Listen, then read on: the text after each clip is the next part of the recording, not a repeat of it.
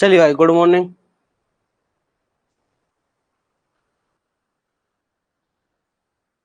एक बार सभी लोग जल्दी जल्दी जुड़ जाएं, फिर हम स्टार्ट करते हैं ना।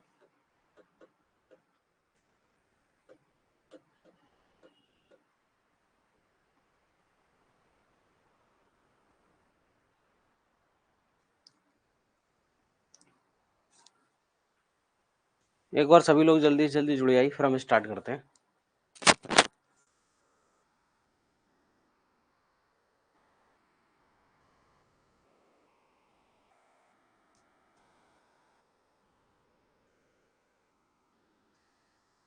Good morning.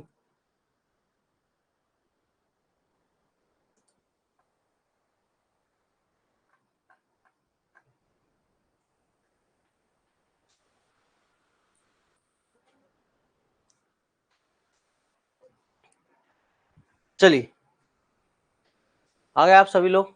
तो कल हमने जो पढ़ा था आप सभी को समझ में आया था? अच्छे से बताएं एक बार, जो कल हमने पढ़ा था आपको समझ में आया था?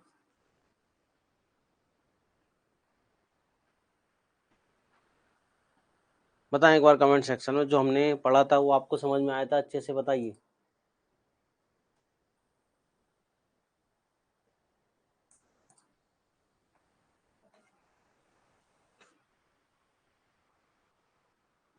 जो कल अपने मैंने पढ़ा था समझ में आया था अच्छे से?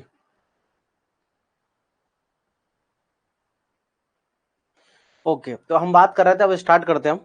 ठीक है, चलिए।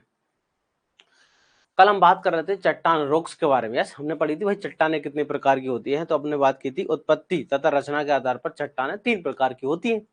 कौन कौन सी 3 प्रकार की होती हैं चट्टानें? चट्टानें 3 प्रकार की कौन कौन सी थी? तो देखो, चट्टानें जो 3 प्रकार की थी, ठीक है, चट्टानें जो थी कितने प्रकार की थी? 3 प्रकार की चट्टानें थी। कौन कौन सी थी? एक आग्नेय चट्टानें है, ठीक है, एक अवसादी चट्टान है जिसको हम क्या होते हैं, द्वितीयक चट्टान है या परतदार चट्टान है या जलद चट्टाने कहते हैं। और तीसरे नंबर का होता है कायांतरित चट्टाने, ये रूपांतरित चट्टाने। 3 प्रकार की चट्टाने होती है। कितने प्रकार की? 3 प्रकार की चट्टाने होती है। इससे पहले एक ही लेक्चर हुआ है सोइल साइंस का और प्लांट फिजियोलॉजी के, हो गए थे सारे लेक्चर। चलिए पढ़े आगे। तो 3 प्रकार की चट्टानें, आग्नेय चट्टानें, अवसादीय तलछटी चट्टानें और तीसरे नंबर पर होती है हमारी कायांतरित तथा रूपांतरित चट्टानें। तो हमने ये बात की थी अवसादी चट्टानों के बारे में, थोड़ा अच्छे से पढ़ लिया था कि अवसादी चट्टानें क्या होती हैं। एक बार रिवीजन भी हो जाएगा आपका कि भैया जो है ना ओरिजिनल मोल्टन मैग्मा लावा होता है ना, लावा, तो लावा के ठंडे होने से, लावा के ठंडे होने से जिन चट्टानों का निर्माण होता है उन्हें हम आग्नेय चट्टानें कहते हैं। ठीक है, उन्हें क्या कहते हैं? हम आग्नेय चट्टानें कहते हैं। ठीक है, उसके उदाहरण हमने कुछ देखे, जैसे ग्रेनाइट है, बेसाल्ट है। ठीक है, इसके उदाहरण हमने कुछ पढ़े थे। ग्रेनाइट है, बेसाल्ट है, गैब्रोएसनाइट, ऐसे अलग अलग प्रकार के हमने उदाहरण भी पढ़े थे। ठीक है, फिर हमने ये पढ़ा था क्या कि भाई ये जो होती है चट्टानें, आग्नेय चट्टानें 2 प्रकार की होती है। एक होती है प्लूटोनिक और एक होती है कौन सी? वैल्कोनिक। 2 प्रकार की चट्टानें होती है, प्लूटोनिक और वैल्कोनिक। तो प्लूटोनिक चट्टानें क्या थी? मैंने आपको इस डायग्राम से समझाया था कि प्लूटोनिक चट्टानें या है ना अंतर्वही चट्टानें या इंट्रूसिव या प्लूटोनिक चट्टानें वो होती हैं जहां पर ओरिजिनल जो लावा होता है, अगर वो ठंडा जमीन के नीचे होता है, अगर वो ठंडा जमीन के नीचे होता है तो उसे क्या बोलते हैं? उसे हम कहते हैं प्लूटोनिक चट्टान। उसे क्या बोलते हैं? प्लूटोनिक चट्टान कहते हैं। अगर जब लावा जमीन के बाहर ठंडा होता है ऊपर, ठीक है ना, तो वो तेजी से होता है, तो उसे हम क्या बोलते हैं? बैल्कोनिक या एक्सट्रूसिव चट्टाने कहते हैं। हमने कल पढ़ लिया था सारा। ठीक है, चलिए आगे पढ़ते हैं। ये हमने कल सारा पढ़ लिया था ना। चलिए आज हमको पढ़ने वाले हैं किसके बारे में?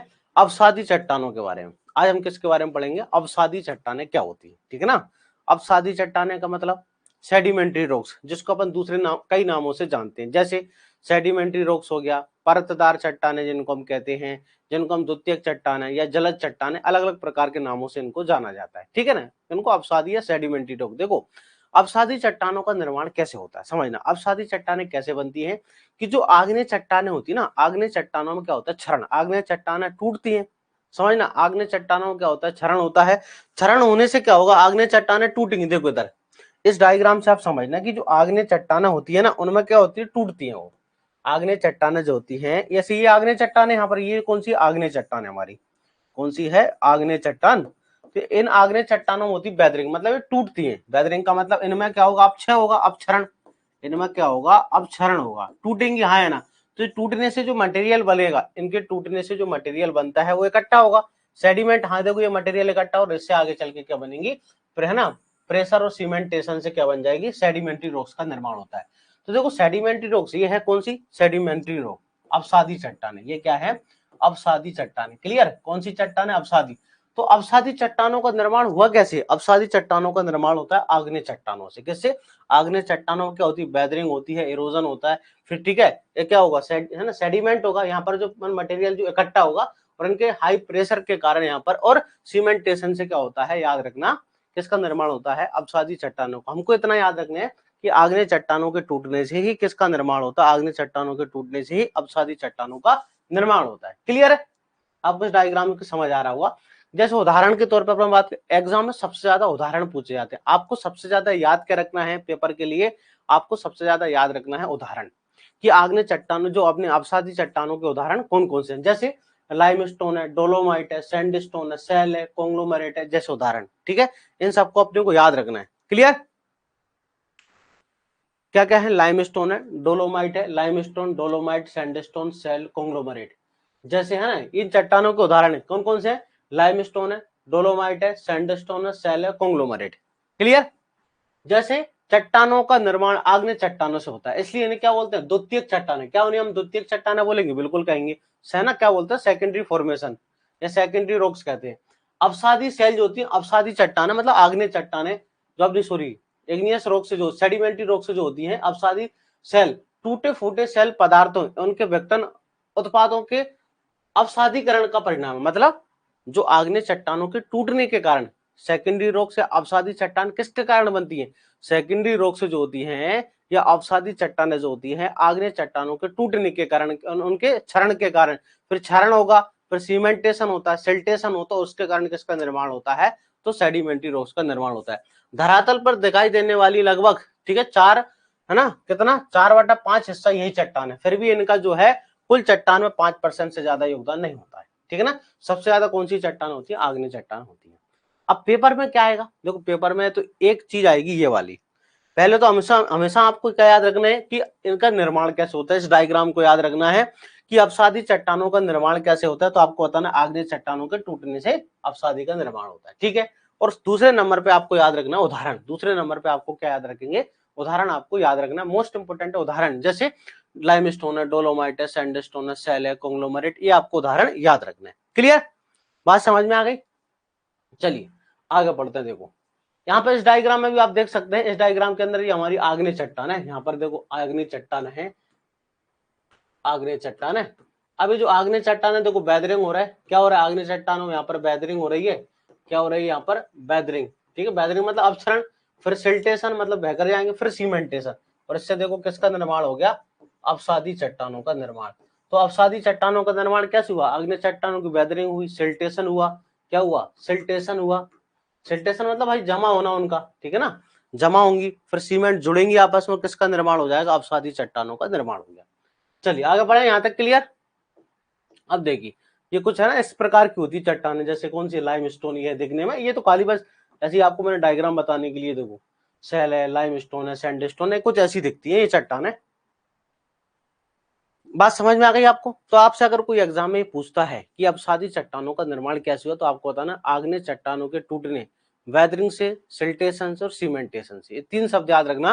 वेदरिंग मतलब टूटना, अपक्षरण है, सिल्टेशन मतलब भाई बहकर जाएंगी, इकट्ठी होंगी, ठीक है, और सीमेंटेशन चिपकना, इन सबके कारण किसका निर्माण होता है, अवसादी चट्टानों का निर्माण होता है। अब अगली चट्टान है तीसरे नंबर की हमारी, कौन सी होती है, रूपांतरित या कायांतरित चट्टान है। कौन सी है, रूपांतरित या कायांतरित चट्टान है। रूपांतरित, कायांतरित या इंग्लिश में कहते हैं मेटामॉर्फिक रॉक्स। ठीक है, कौन सी चट्टान है, मेटामॉर्फिक। देखो ये कायांतरित चट्टानें जो होती हैं, कायांतरित चट्टानों का निर्माण जो होता है दोनों चट्टानों से होगा। यहाँ पर आप इस डायग्राम में देख रहे हैं ये कायांतरित चट्टान है, ये जो कौन सी चट्टान है, कायांतरित, ठीक है ना, या रूपांतरित चट्टान है, कौन सी है, कायांतरित, कौन सी चट्टान है, कायांतरित चट्टान। अब इन कायांतरित चट्टानों का निर्माण देखो कैसे हुआ, इन कायांतरित चट्टानों का निर्माण आप देख रहे होंगे अवसादी चट्टानों से भी होता है, किससे है, किससे होता है, तो हीटिंग एंड हाई प्रेशर के कारण, किस कारण, प्रेशर याद रखना, किस कारण, हीटिंग, भाई उच्च ताप और दाब, हीटिंग है, ठीक है, उच्च ताप हो गया, देखो उच्च ताप, उच्च ताप दाब, इन सब परिवर्तनों के कारण अपसादी चट्टानें किसमें बदल जाती है, मेटामॉर्फिक रॉक्स में। ठीक है, याद रखना, देखो ये इग्नियस रॉक्स होती है, ये भी बाब है ना, ये भी डायरेक्ट क्या बनाती है, देखो यहाँ पर बन रहा है इग्नियस रॉक्स से जो होती है, इनकी वेदरिंग के बाद ये देखो जो मटेरियल्स क्या बन रहा है, मेटामॉर्फिक रॉक्स। तो कायांतरित चट्टानों का निर्माण जो होता है किससे होता है, कायांतरित चट्टानों का निर्माण सेडिमेंट्री रॉक्स और इग्नियस दोनों से होता है ना, ऐसा नहीं किसी से होगा। कायांतरित चट्टानों का निर्माण अपसादी और किसके कारण होता है, आग्नेय चट्टानों में उच्च ताप और दाब, ठीक है, के कारण इनमें क्या होता है, परिवर्तन होता है, जिस कारण अपसादी चट्टान और आग्नेय चट्टानें जो होती है कायांतरित चट्टानों में बदल जाती है। क्लियर है।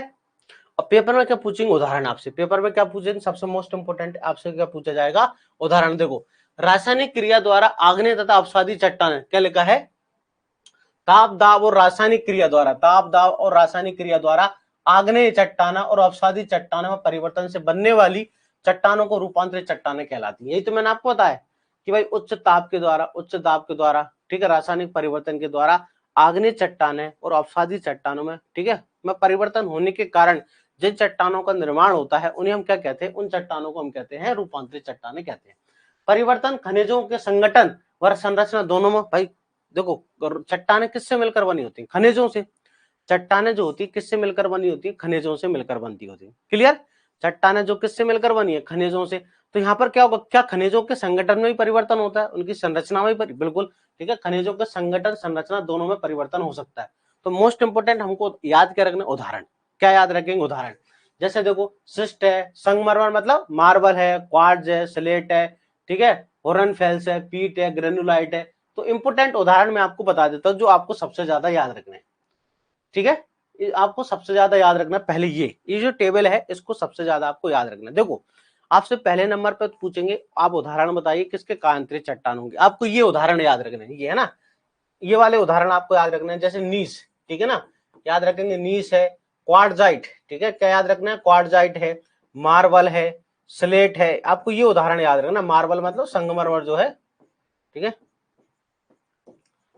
ठीक है ना, स्लेट है, आपको ये उदाहरण याद रखना है। फिर अगले नंबर पे आपसे क्या पूछेंगे पता है, ये अगले नंबर पे आपसे पूछेंगे, ये सिस्ट है और ये कोल है। देखो फिर आपसे पूछेंगे नीस है ना, नीस नाम की जो कायांतरित चट्टान है इसका निर्माण किस चट्टान से हुआ। देखो हम क्या पढ़ रहे हैं, हम पढ़ रहे हैं कि कायांतरित चट्टानों का निर्माण या तो किससे होता है, आग्नेय चट्टानों से, या किससे होता है, अवसादी चट्टानों से, है ना। कायांतरित चट्टानों का निर्माण किससे होता है, या तो आग्नेय चट्टानों से होगा या फिर किससे होगा, अवसादी चट्टानों से होगा, बिल्कुल होगा।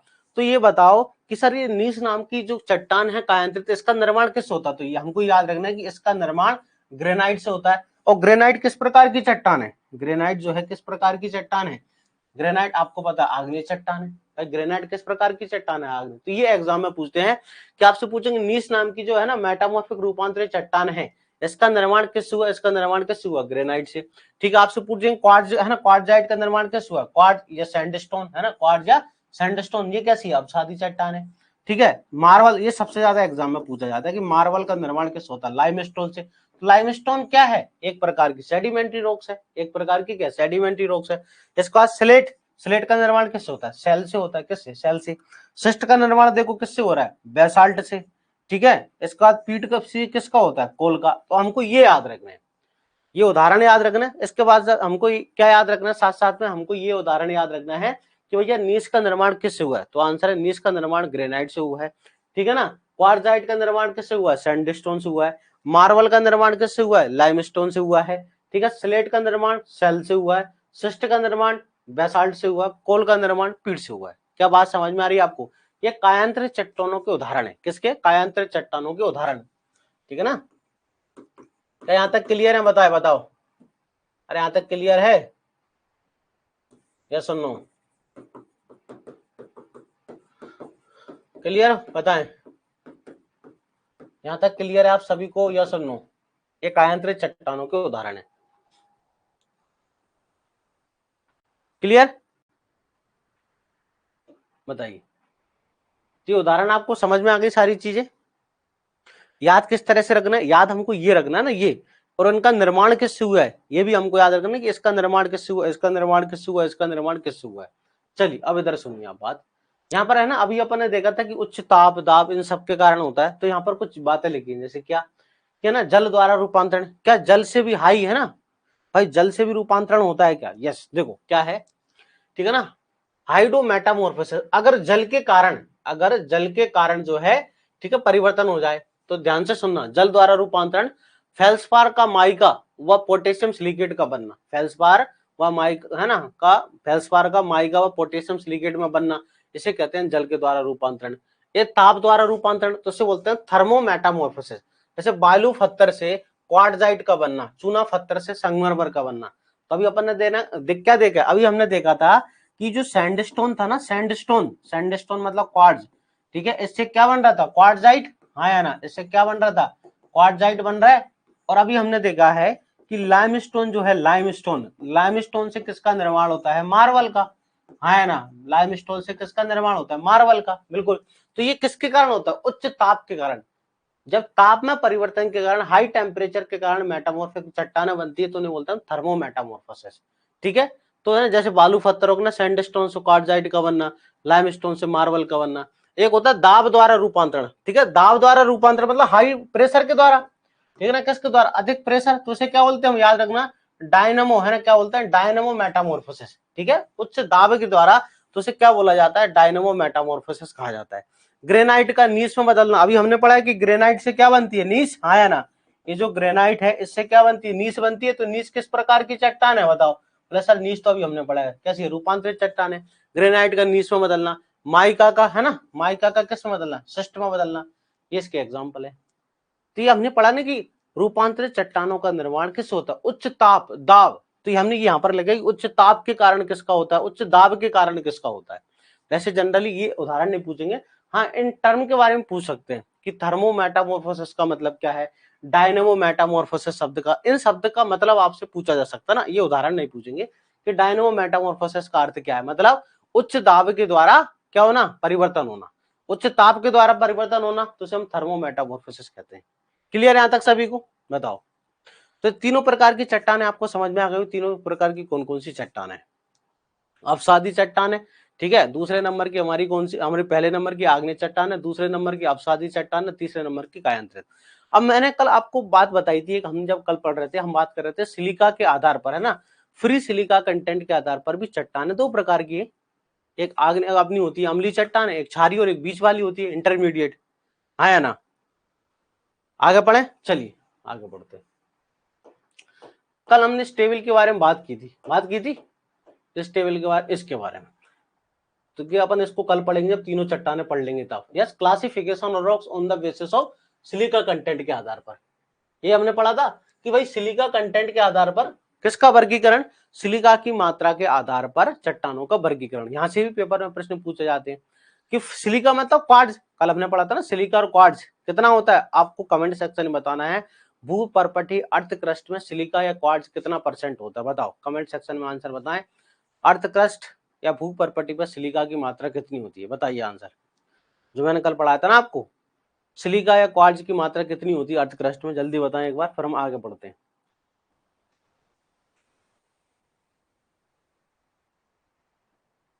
बताएं आंसर, जल्दी बताएं, कल हमने पढ़ा था। अरे भैया सिलिका क्वार्ट्ज अर्थ क्रस्ट में कितना परसेंट होता है,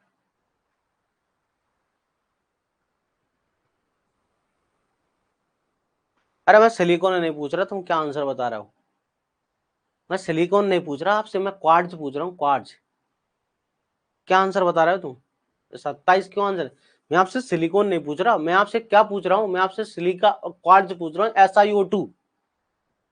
एक बार क्वेश्चन को ध्यान से सुने, क्वेश्चन क्या पूछा जा रहा है आपसे, क्या क्वेश्चन पूछा जा रहा है, क्वेश्चन पूछा जा रहा है भूपर्पटी अर्थ क्रस्ट में सिलिका या क्वार्ट्ज, नाट की आपसे पूछा जा रहा है सिलिकॉन कितनी है, ठीक है, तो कितना परसेंट है, 36% है ना, या 48%, बताओ क्या आएगा, कितना परसेंट होता है,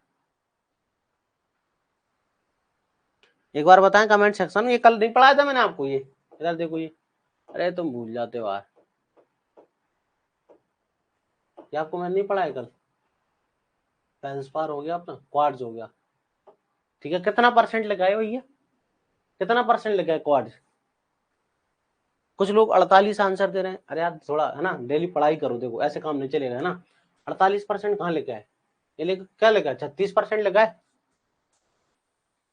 भाई जो लोग 48 आंसर दे रहे हैं एक बार देखे, कल हमने पढ़ा था, आप डेली रिवीजन करिए, बगैर रिवीजन का काम नहीं होगा, समझ रहे हो बात। मैं पढ़ा दूंगा, आपको रिवीजन करना पड़ेगी बार बार, आपको है ना, चीजों को जो इंपॉर्टेंट चीजें उनको आपको बार बार पढ़ना पड़ेगी, ठीक है ना। चलिए मैं आपसे ये पूछ रहा था, चलिए आगे पढ़ते हैं ना। आपको क्या करना पड़ेगी, देखो आपको रिवीजन करना पड़ेगी, आपको बार बार पढ़ना पड़ेगी, है ना। वीडियो देखो बार बार, है ना, स्पीड में बढ़ा के देख लिया करो।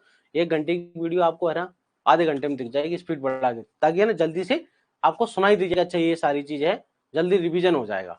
पढ़े आगे। तो हम इसी की बात कर रहे हैं कि सिलिका की मात्रा के आधार पर वर्गीकरण। तो सिलिका की मात्रा के आधार पर जो होती है चट्टाने 3 प्रकार, एक होती है अम्लीय चट्टाने। देखो इसमें सिलिका की मात्रा 65% से अधिक होती है, इसमें सिलिका की मात्रा कितनी होती है, 65% से ज्यादा। देखो जब फ्री सिलिका, ध्यान से रखना, 65 से 75 लगभग, है ना, 65 से लगभग कितनी होती है, 75। जब किसी चट्टान में सिलिका ज्यादा होती है, मतलब स्वतंत्र सिलिका, फ्री सिलिका ज्यादा होती है और बंधी हुई कम होती है, स्वतंत्र मतलब सिलिका की मात्रा आपको ज्यादा मिले, तो इस प्रकार की चट्टानों को हम क्या बोलते हैं, याद रखना, इस प्रकार की चट्टानों को हम क्या कहते हैं, अम्लीय चट्टान है। जिससे किसका निर्माण होता है, तो याद रखना सैंडी सोइल का निर्माण होता है ना। किसका निर्माण होता है, याद रखना सैंडी सोइल का निर्माण। किसका निर्माण होगा, सैंडी सोइल, बलुई मतलब होता है सैंडी सोइल का निर्माण होता है। किसका, सैंडी सोइल का निर्माण होता है। क्लियर।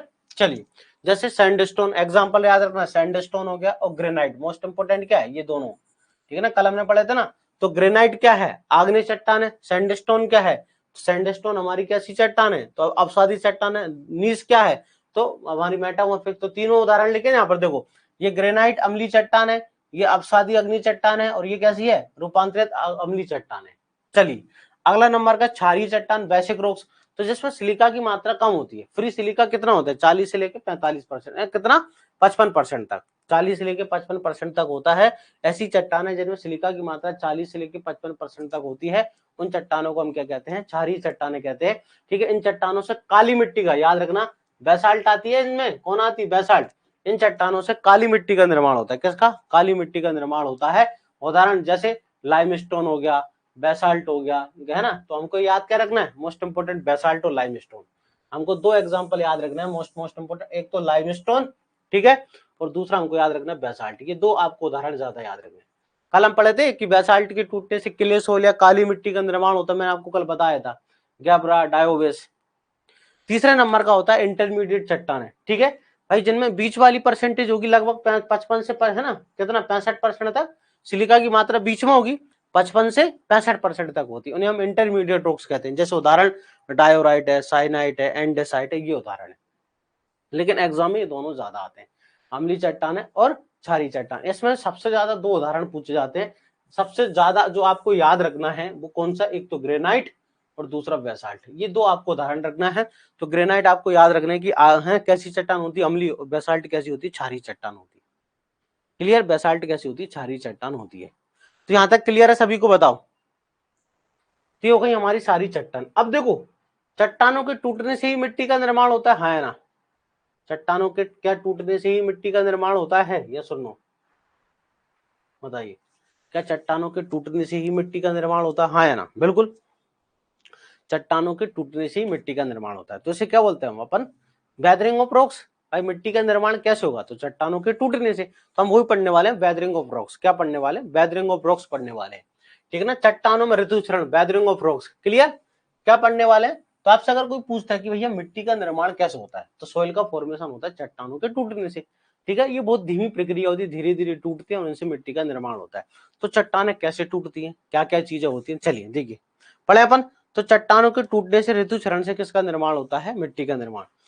तो यह प्रकृति में होने वाला एक आवश्यक क्षयकारी भौमिकीय, ठीक है, प्रक्रिया, मतलब जियोलॉजिकल प्रक्रिया है। ये अपने आप होती प्राकृतिक घटना है। भाई चट्टानें टूटेंगी, एक जियोलॉजिकल प्रोसेस होती है, जिसमें भूपर्पट का ठोस चट्टान, लेगा ना, भूपर्पटी का ठोस चट्टान साधारण यौगिक में बदलता है। कि भाई जो चट्टानें होती है, कॉम्प्लेक्स मटेरियल होता है, वो सिंपल मटेरियल में बदलेगा। जो बड़ी बड़ी चट्टानें टूटने से साधारण, उसमें क्या है, तो उसमें कॉम्प्लेक्स मिनरल्स होते हैं, चट्टानों के अंदर क्या होते हैं, कॉम्प्लेक्स मिनरल होते हैं। तो वे सामान्य मिनरल के अंदर, सामान्य जो है यौगिकों के अंदर बदल जाती हैं। जिस चट्टान में कॉम्प्लेक्स मिनरल होते हैं, ठीक है, उसका अपरदन क्या होता है, आसानी से होता है, ज्यादा होता है। जिसमें क्या होता है, कॉम्प्लेक्स, ठीक है ना, मिश्रण वाले मिश्रण क्या होंगे, ज्यादा होंगे, कॉम्प्लेक्स मिनरल ज्यादा होते हैं, उन चट्टानों का अपक्षरण क्या होता है, आसानी से होता है। तो चट्टानों का अपक्षरण होना किस प्रकार की प्रक्रिया है, अपक्षरण मतलब टूटना। देखो अपक्षरण का मतलब होता है भाई टूटना, चट्टानों के टूटने को हम अपक्षरण कहते हैं। ये एक प्रकार की प्राकृतिक जियोलॉजिकल प्रक्रिया होती है, जिसमें बहुत सारे अलग अलग भौतिक, रासायनिक और बायोलॉजिकल फैक्टर कार्य करते हैं। वो हमको पढ़ना है, ठीक है।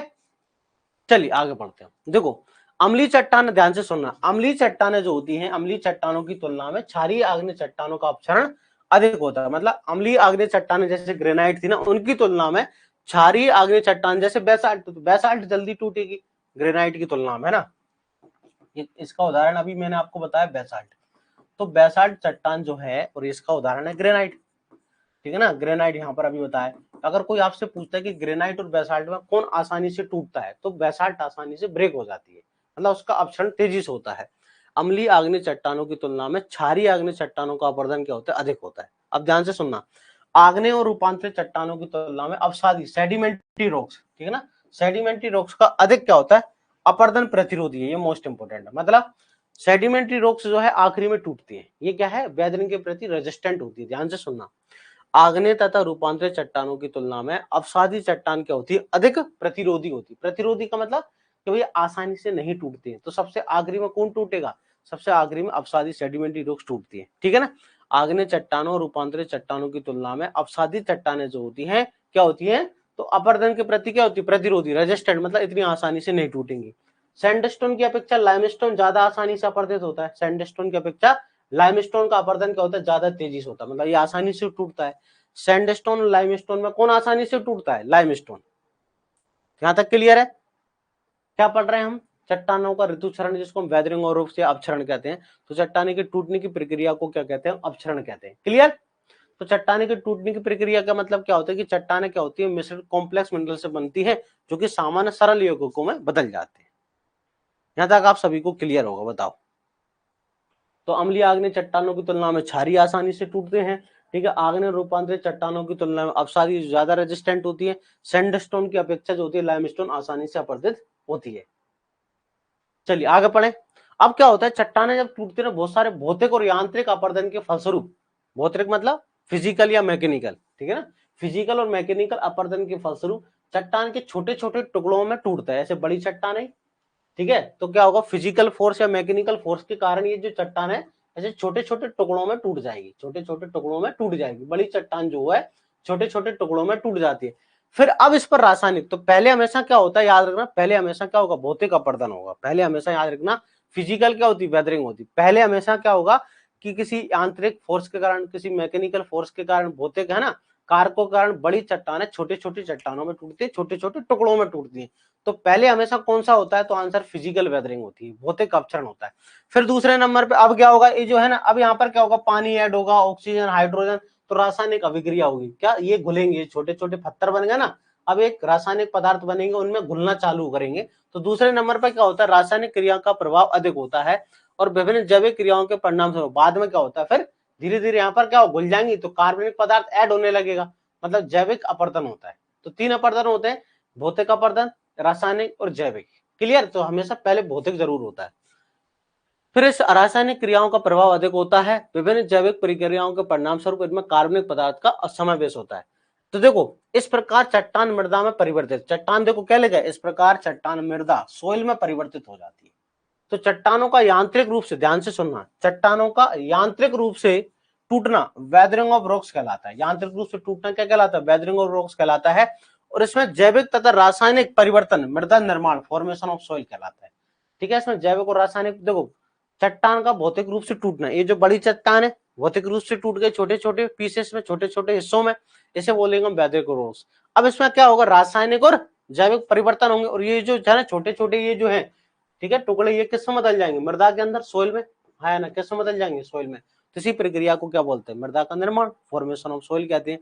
कितना समय लगता है, बहुत समय लगता है। 1 इंच है ना, 1 इंच सोइल फॉर्मेशन में लगभग 800 से लेकर 1000 साल लगते हैं, ठीक है ना। 1 इंच सोइल फॉर्मेशन में लगभग कितना समय लगता है, 800 से लेकर 1000 वर्ष लगते हैं। तो बताओ यहां तक क्लियर है। तो इसे क्या बोलते हैं, फॉर्मेशन ऑफ सोइल कहते हैं। चलिए आगे बढ़े। अब देखो टाइप्स है ना, 3 टाइप्स ऑफ द वेदरिंग, 3 प्रकार की वेदरिंग होती है। कितने प्रकार की वेदरिंग होती है, 3 प्रकार की। फिजिकल वेदरिंग होते हैं, एक भौतिक ऋतुचरण। फिजिकल वेदरिंग कौन सा होता है, भौतिक, ठीक है। यहाँ पर भौतिक कारक काम करेंगे, जैसे भाई ताप है, दाब है, हीट है, कोल्ड है ना, इस प्रकार के जो भौतिक कारक होते हैं।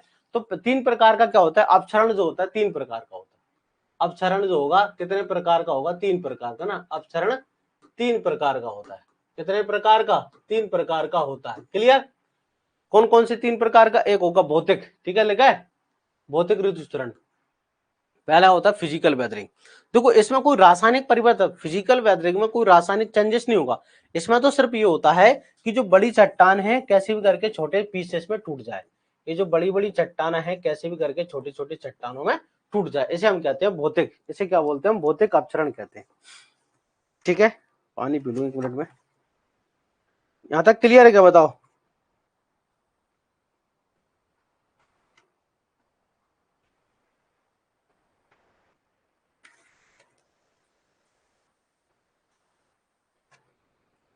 बताइए, क्लियर है यहां तक?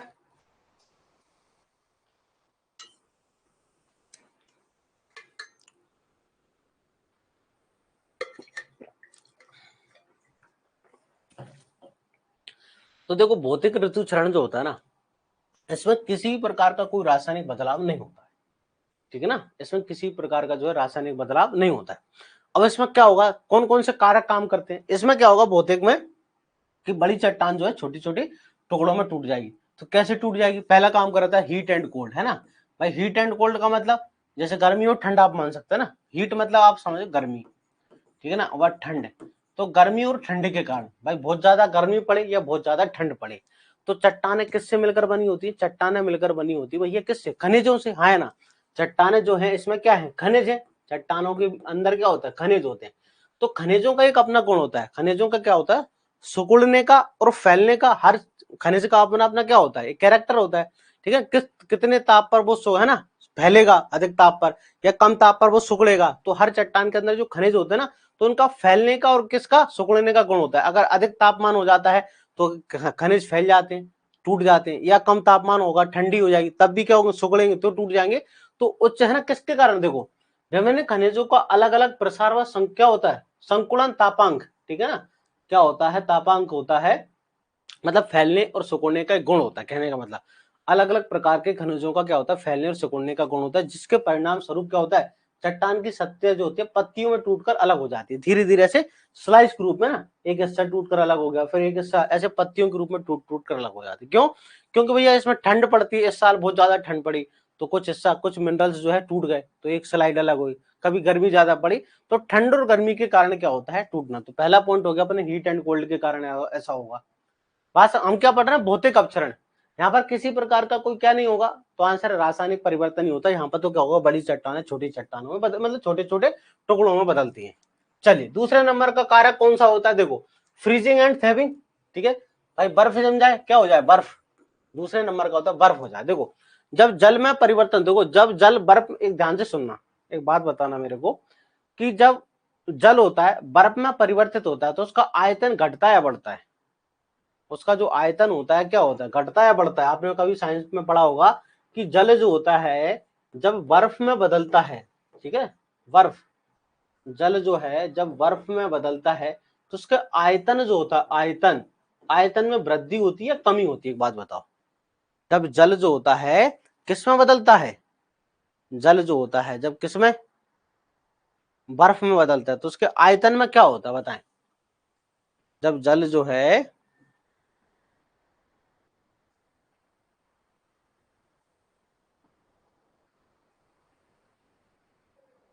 बताइए, जब जल जो है बर्फ में बदलता है तो उसका आयतन में क्या होता है? बताओ। उसके आयतन में वृद्धि होती है। बिल्कुल याद रखना, क्या होती है? वृद्धि। बिल्कुल, है ना। कितना परसेंट? 9%, है ना। 9% से क्या होती है? वृद्धि होती है। क्या बात समझ में आ रही है? जब जल जो होता है ना, क्या होता है? जल है ना बर्फ में बदलता है तो उसका आयतन 9% से बढ़ता है। क्या बढ़ता है? 9% से, याद रखना। इसलिए है ना ऐसा कहते हैं भैया, फ्रिज के अंदर कांच की बोतल, है ना, कांच की बोतल फ्रिज में पानी भर के नहीं रखना चाहिए। अगर उसमें कांच की बोतल को आप फ्रिज में पानी भर के रख दोगे ना फुल, तो क्या होगा? वो फूल कर फट जाएगी, आयतन बढ़ेगा कि नहीं?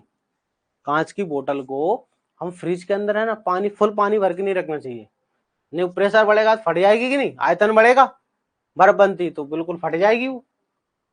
चलिए, तो यहां पर देखो ऐसे कोई चट्टान है, समझना, है ना, एक कोई चट्टान है। अब इसमें कहीं दरार पड़ गई, बीच में दरार आ गई, दरार, तो बीच में दरार, इसमें भर गया पानी, ये कहीं बीच में इसमें दरार आ गई, जैसे ऐसे, तो इसमें क्या भर गया? पानी। इसके अंदर पानी भर गया, पानी चला गया, और ठंड पड़ी थी, जो पानी है बर्फ में बदल गया, ठंड के कारण ये पानी जो है बर्फ में बदल गया। अब बर्फ का आयतन बढ़ेगा, या सुनो बर्फ का क्या बढ़ेगा, आयतन। आयतन बढ़ने से क्या होगा, ताकत लगेगी, फोर्स लगेगा, तो चट्टान क्या है, टूट जाएगी, चट्टान क्या होगी, टूट जाएगी।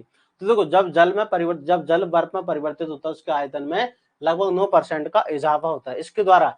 तो जो है ना बर्फ जो है, बर्फ, इसके द्वारा लगभग 150 टन प्रति वर्ग फुट बल लगा ना, कितना बल लगता है, 150 टन प्रति वर्ग फुट बल लगता है, जिससे क्या होती है, चट्टानें टूट जाती है। तो दूसरा कारण क्या होगा, देखो कैसे भी करके हमको भौतिक में चट्टान को तोड़ना है, भौतिक वेदरिंग में क्या पढ़ना है, हमको चट्टानों को तोड़ना है, ठीक है। बड़ी बड़ी जो चट्टान होती है उनको छोटे छोटे टुकड़ों के अंदर हमको तोड़ना है।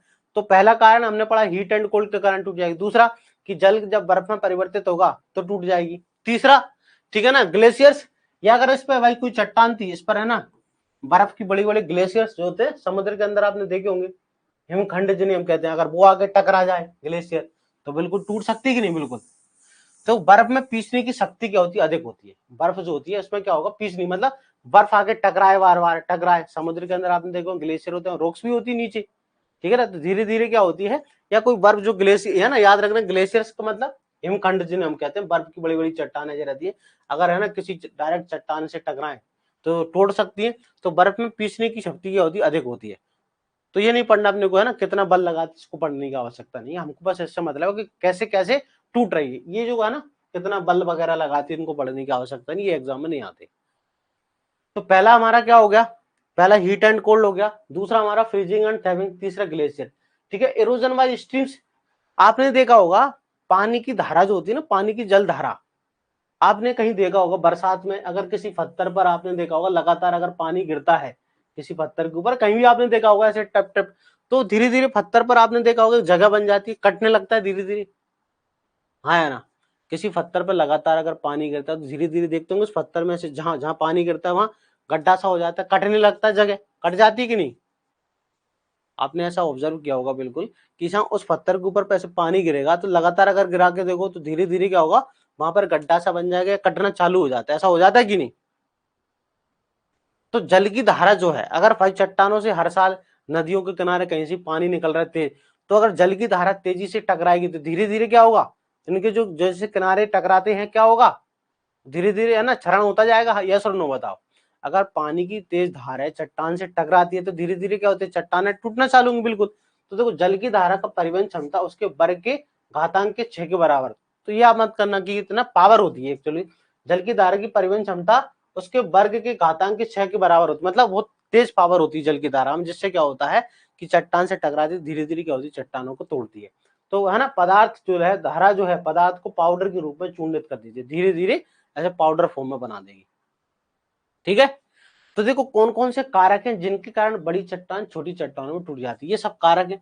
पहला हमारा हीट एंड कोल्ड, दूसरा freezing and thawing, glacier, erosion wise streams. अगला कौन सा है, देखो अगला है हमारा वेव्स। अगला कौन सा कारक है, वेव्स, ये मोस्ट इंपोर्टेंट। अगला कारक कौन सा, वेव्स, ठीक है ना। वेव्स मतलब कि जब बालू के कण से लदा होता है तो चट्टान से वो ज्यादा, ठीक है, हवा चले, वेव्स का मतलब एक प्रकार से हवा चल रही है ना, वायु वगैरह ध्वनि चल रही, इनके कारण भी हो सकता है, बिल्कुल टूट जाता है, ठीक है ना। साउंड हो, वेव्स हो, हवा हो, इन सब के कारण भी क्या होता है, चट्टानें टूटते हैं। देखो आप ध्यान से सुनना, जब बालू के कण से लदा हुआ ना, जब बालू के कण से लदा होता है तब चट्टान को ज्यादा, मतलब हवा, ऐसे हवा है तो हवा के कारण उड़ के जा रहे हैं, अगर छोटे छोटे पत्थर वो भी टकराए तब भी क्या होता है, धीरे धीरे खरोंचने का काम करता है। तो ये सारे कारक होते हैं जिनके कारण क्या होता है, चट्टानें टूटती है। अब मोस्ट इंपोर्टेंट पॉइंट है ये, ठीक है, मोस्ट इंपोर्टेंट पॉइंट क्या है, ये हमको पढ़ना है भाई, ठीक है ना। ये मोस्ट इंपोर्टेंट पॉइंट कौन सा, देखो ध्यान से सुनना। विकास के प्रारंभिक चरण में, विकास के प्रारंभिक चरण की मृदा डेजर्ट सोइल तथा आर्कटिक, कौन से रीजन की, एक तो रेगिस्तान रीजन और दूसरा आर्कटिक एवं अल्पाइन क्षेत्रीय मृदा मुख्य रूप से फिजिकल वेदरिंग का परिणाम होती है, ठीक है ना। कौन कौन सा क्षेत्र, तो आंसर है डेजर्ट क्षेत्र जहां पर पानी कम होता है, रेगिस्तान, और आर्कटिक रीजन और अल्पाइन क्षेत्र जहां पर बर्फी बर्फ होती है, जो ध्रुव होते हैं ना, ध्रुव जहां पर क्या होती है, बर्फी बर्फ होती है। तो आर्कटिक क्षेत्र और अल्पाइन क्षेत्र जो होते हैं जहां पर क्या होती है, पोल, ठीक है ना। आपने पृथ्वी पे देखो आर्कटिक रीजन अंटार्कटिक रीजन होते हैं कि नहीं, बिल्कुल, जहां पर बर्फ, तो इस जगह क्या होता है, पानी की कमी होती है, सिर्फ बर्फ है, और डेजर्ट में क्या पानी की, तो यहाँ पर जो मृदा का कारण होता है वो क्या होता है, मिट्टी का निर्माण का पूरी पूरी किसके कारण होती है, फिजिकल वेदरिंग के कारण होती है। अब ध्यान से सुनना, फिजिकल वेदरिंग से विकसित मृदा को क्या बोलते हैं, स्केलेटन सॉइल, मोस्ट इंपोर्टेंट है ना, ठीक है, क्या बोलते हैं, कंकाल, स्केलेटन मृदा कहते हैं, के नाम से जाना जाता है। ये आपसे पूछेंगे, यही एग्जाम में पूछा जाता है कि है ना, मृदा का कंकाल जो है स्केलेटन, ठीक है, मृदा का जो कंकाल होता है स्केलेटन, ठीक है ना, ये स्केलेटन सोइल किसके कारण बनती है, तो स्केलेटन सोइल बनती है, याद रखना, फिजिकल वेदरिंग के कारण। स्केलेटन सोइल का निर्माण किसके कारण होता है, फिजिकल वेदरिंग के कारण होता है। यहां तक क्लियर है। तो हमको याद क्या रखना है, हमको याद रखना फिजिकल वेदरिंग में कौन कौन से कारक होते हैं जिससे चट्टाने टूटती है, और चट्टाने टूटने के बाद किस में बदल जाएंगी, ये कंकाल में, ऐसे बड़ी चट्टान जो है टूट कर किस में बदल जाएगी, छोटी चट्टानों में बदल जाएगी ऐसे। तो इसको बोलते हैं स्केलेटन, कंकाल मृदा। तो कंकाल मृदा का निर्माण होता है फिजिकल वेदरिंग के कारण, ये मोस्ट इंपोर्टेंट पॉइंट है। अब बताएं एक बार कमेंट सेक्शन में, यहां तक क्लियर है, बताइए। इरोजन से क्या क्वेश्चन आया था, अच्छा आया था क्या, अब आपके डाउट कुछ पूछ लेते हैं, अब बताओ, यहां तक क्लियर सारी चीजें,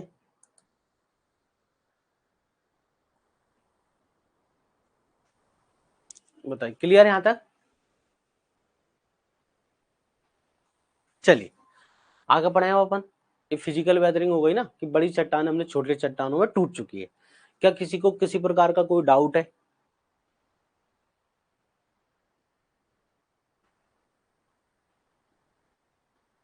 कौन सा वाला, वेब्स, वेब्स मतलब है एक प्रकार से जैसे वायु है, ठीक है, या फिर साउंड है, उनके कारण, हवा की है ना जो वेग है उसके कारण वेव्स, हवा तेज हवा के कारण या साउंड के कारण चट्टानों का टूटना। क्लियर है, आगे बढ़े अपन, अब आगे बढ़े, चलिए आगे बढ़ते हैं। अब दूसरे नंबर का होता है केमिकल, रासायनिक। देखो अभी क्या हुआ कि बड़ी जो चट्टान है छोटी चट्टानों में टूट गई, बस बड़ी चट्टान जो है छोटी चट्टानों, अब इनमें होगा रासायनिक परिवर्तन, मतलब इनमें क्या होगा, पानी मिलेगा, पानी ऐड होगा, ठीक है। तो यहाँ पर क्या होगा, कुछ खनिजों का विलुप्त होना और कुछ नए बनेंगे, भाई कुछ विलुप्त हो जाएंगे और कुछ नए बनेंगे। तो देखो इसमें दो चरण होते हैं केमिकल वेदरिंग में, कि कुछ निश्चित खनिजों का विलुप्त होगा और द्वितीयक उत्पाद का निर्माण होगा। भाई दो काम होंगे, एक तो जो है नई चीजें, जो है पुरानी चीज है तो है ना बंद दिखना बंद हो जाएंगी, मतलब डिसअपियर हो जाती है। तो जो भाई क्या होंगे, कुछ निश्चित खनिज विलुप्त हो जाएंगे, इसमें पानी ऐड होगा, रिएक्शंस होंगी और कुछ नई चीजों का निर्माण हो जाएगा, तो कुछ द्वितीयक उत्पादों का निर्माण होता है। अब ध्यान से सुनना, सूखे क्षेत्रों में जल की कमी होती है, या सुनो, सूखे क्षेत्रों में जल की कमी के कारण तथा आर्कटिक तथा अल्पाइन क्षेत्र दशाओं में यहाँ भी जल की कमी है, यहाँ भी क्या है, जल की कमी, हाँ या ना, यहाँ भी जल की कमी है, कि निम्न ताप के कारण रासायनिक अपरदन न्यूनतम होता है। यहाँ पर क्या होगा, भाई पानी कम है तो अभिक्रियाएं चलने के लिए, ठीक है, पानी कम होता है तो अभिक्रियाओं चलने के लिए प्रॉपर पानी जरूरी होता है कि नहीं, रासायनिक अभिक्रियाओं को चलाने के लिए पानी जरूरी होता है। यहाँ पर क्या होता है, पानी वैसे ही कम होता है। देखो सूखे वाले क्षेत्र में यहाँ भी जल की कमी है और इस क्षेत्र में भी जल की कमी है, तो यहाँ तो बर्फ ही बर्फ है, ठीक है कि नहीं। तो इस कारण यहाँ पर क्या होता है, रासायनिक जो अपरदन की प्रक्रिया होती है धीमी होती है, स्लो होती है। अब रासायनिक अपरदन की प्रक्रिया में कौन कौन से पॉइंट होते हैं, ये मोस्ट इंपोर्टेंट है, ये हमको याद रखना है, ये सबसे इंपोर्टेंट है, ये एग्जाम में आ चुकी है। अगर आप जो बुक सोल्व करते होंगे ना, प्रीवियस ईयर की बुक्स आती है महावीर एग्रीकल्चर की, शायद आपके पास सभी के पास लगभग होगी, अगर नहीं होगी तो आप ले लेना उसके, है ना, आपको थोड़ा प्रैक्टिस कर लेना उससे, तो जरूरी है। अपन टेस्ट तो दे ही रहे हैं, साथ साथ में उसके क्वेश्चन भी आप प्रैक्टिस जरूर करते रहे, साथ में हिंदी इंग्लिश दोनों में आती है वो, ठीक है ना। तो एक सिंपल सॉल्यूशन कौन याद रखना, तो ये क्वेश्चन आ चुका है ना, ऐसे क्वेश्चन आ चुका है एग्जाम में कि निम्न में से कौन सा केमिकल वेदरिंग का चरण स्टेप्स नहीं है।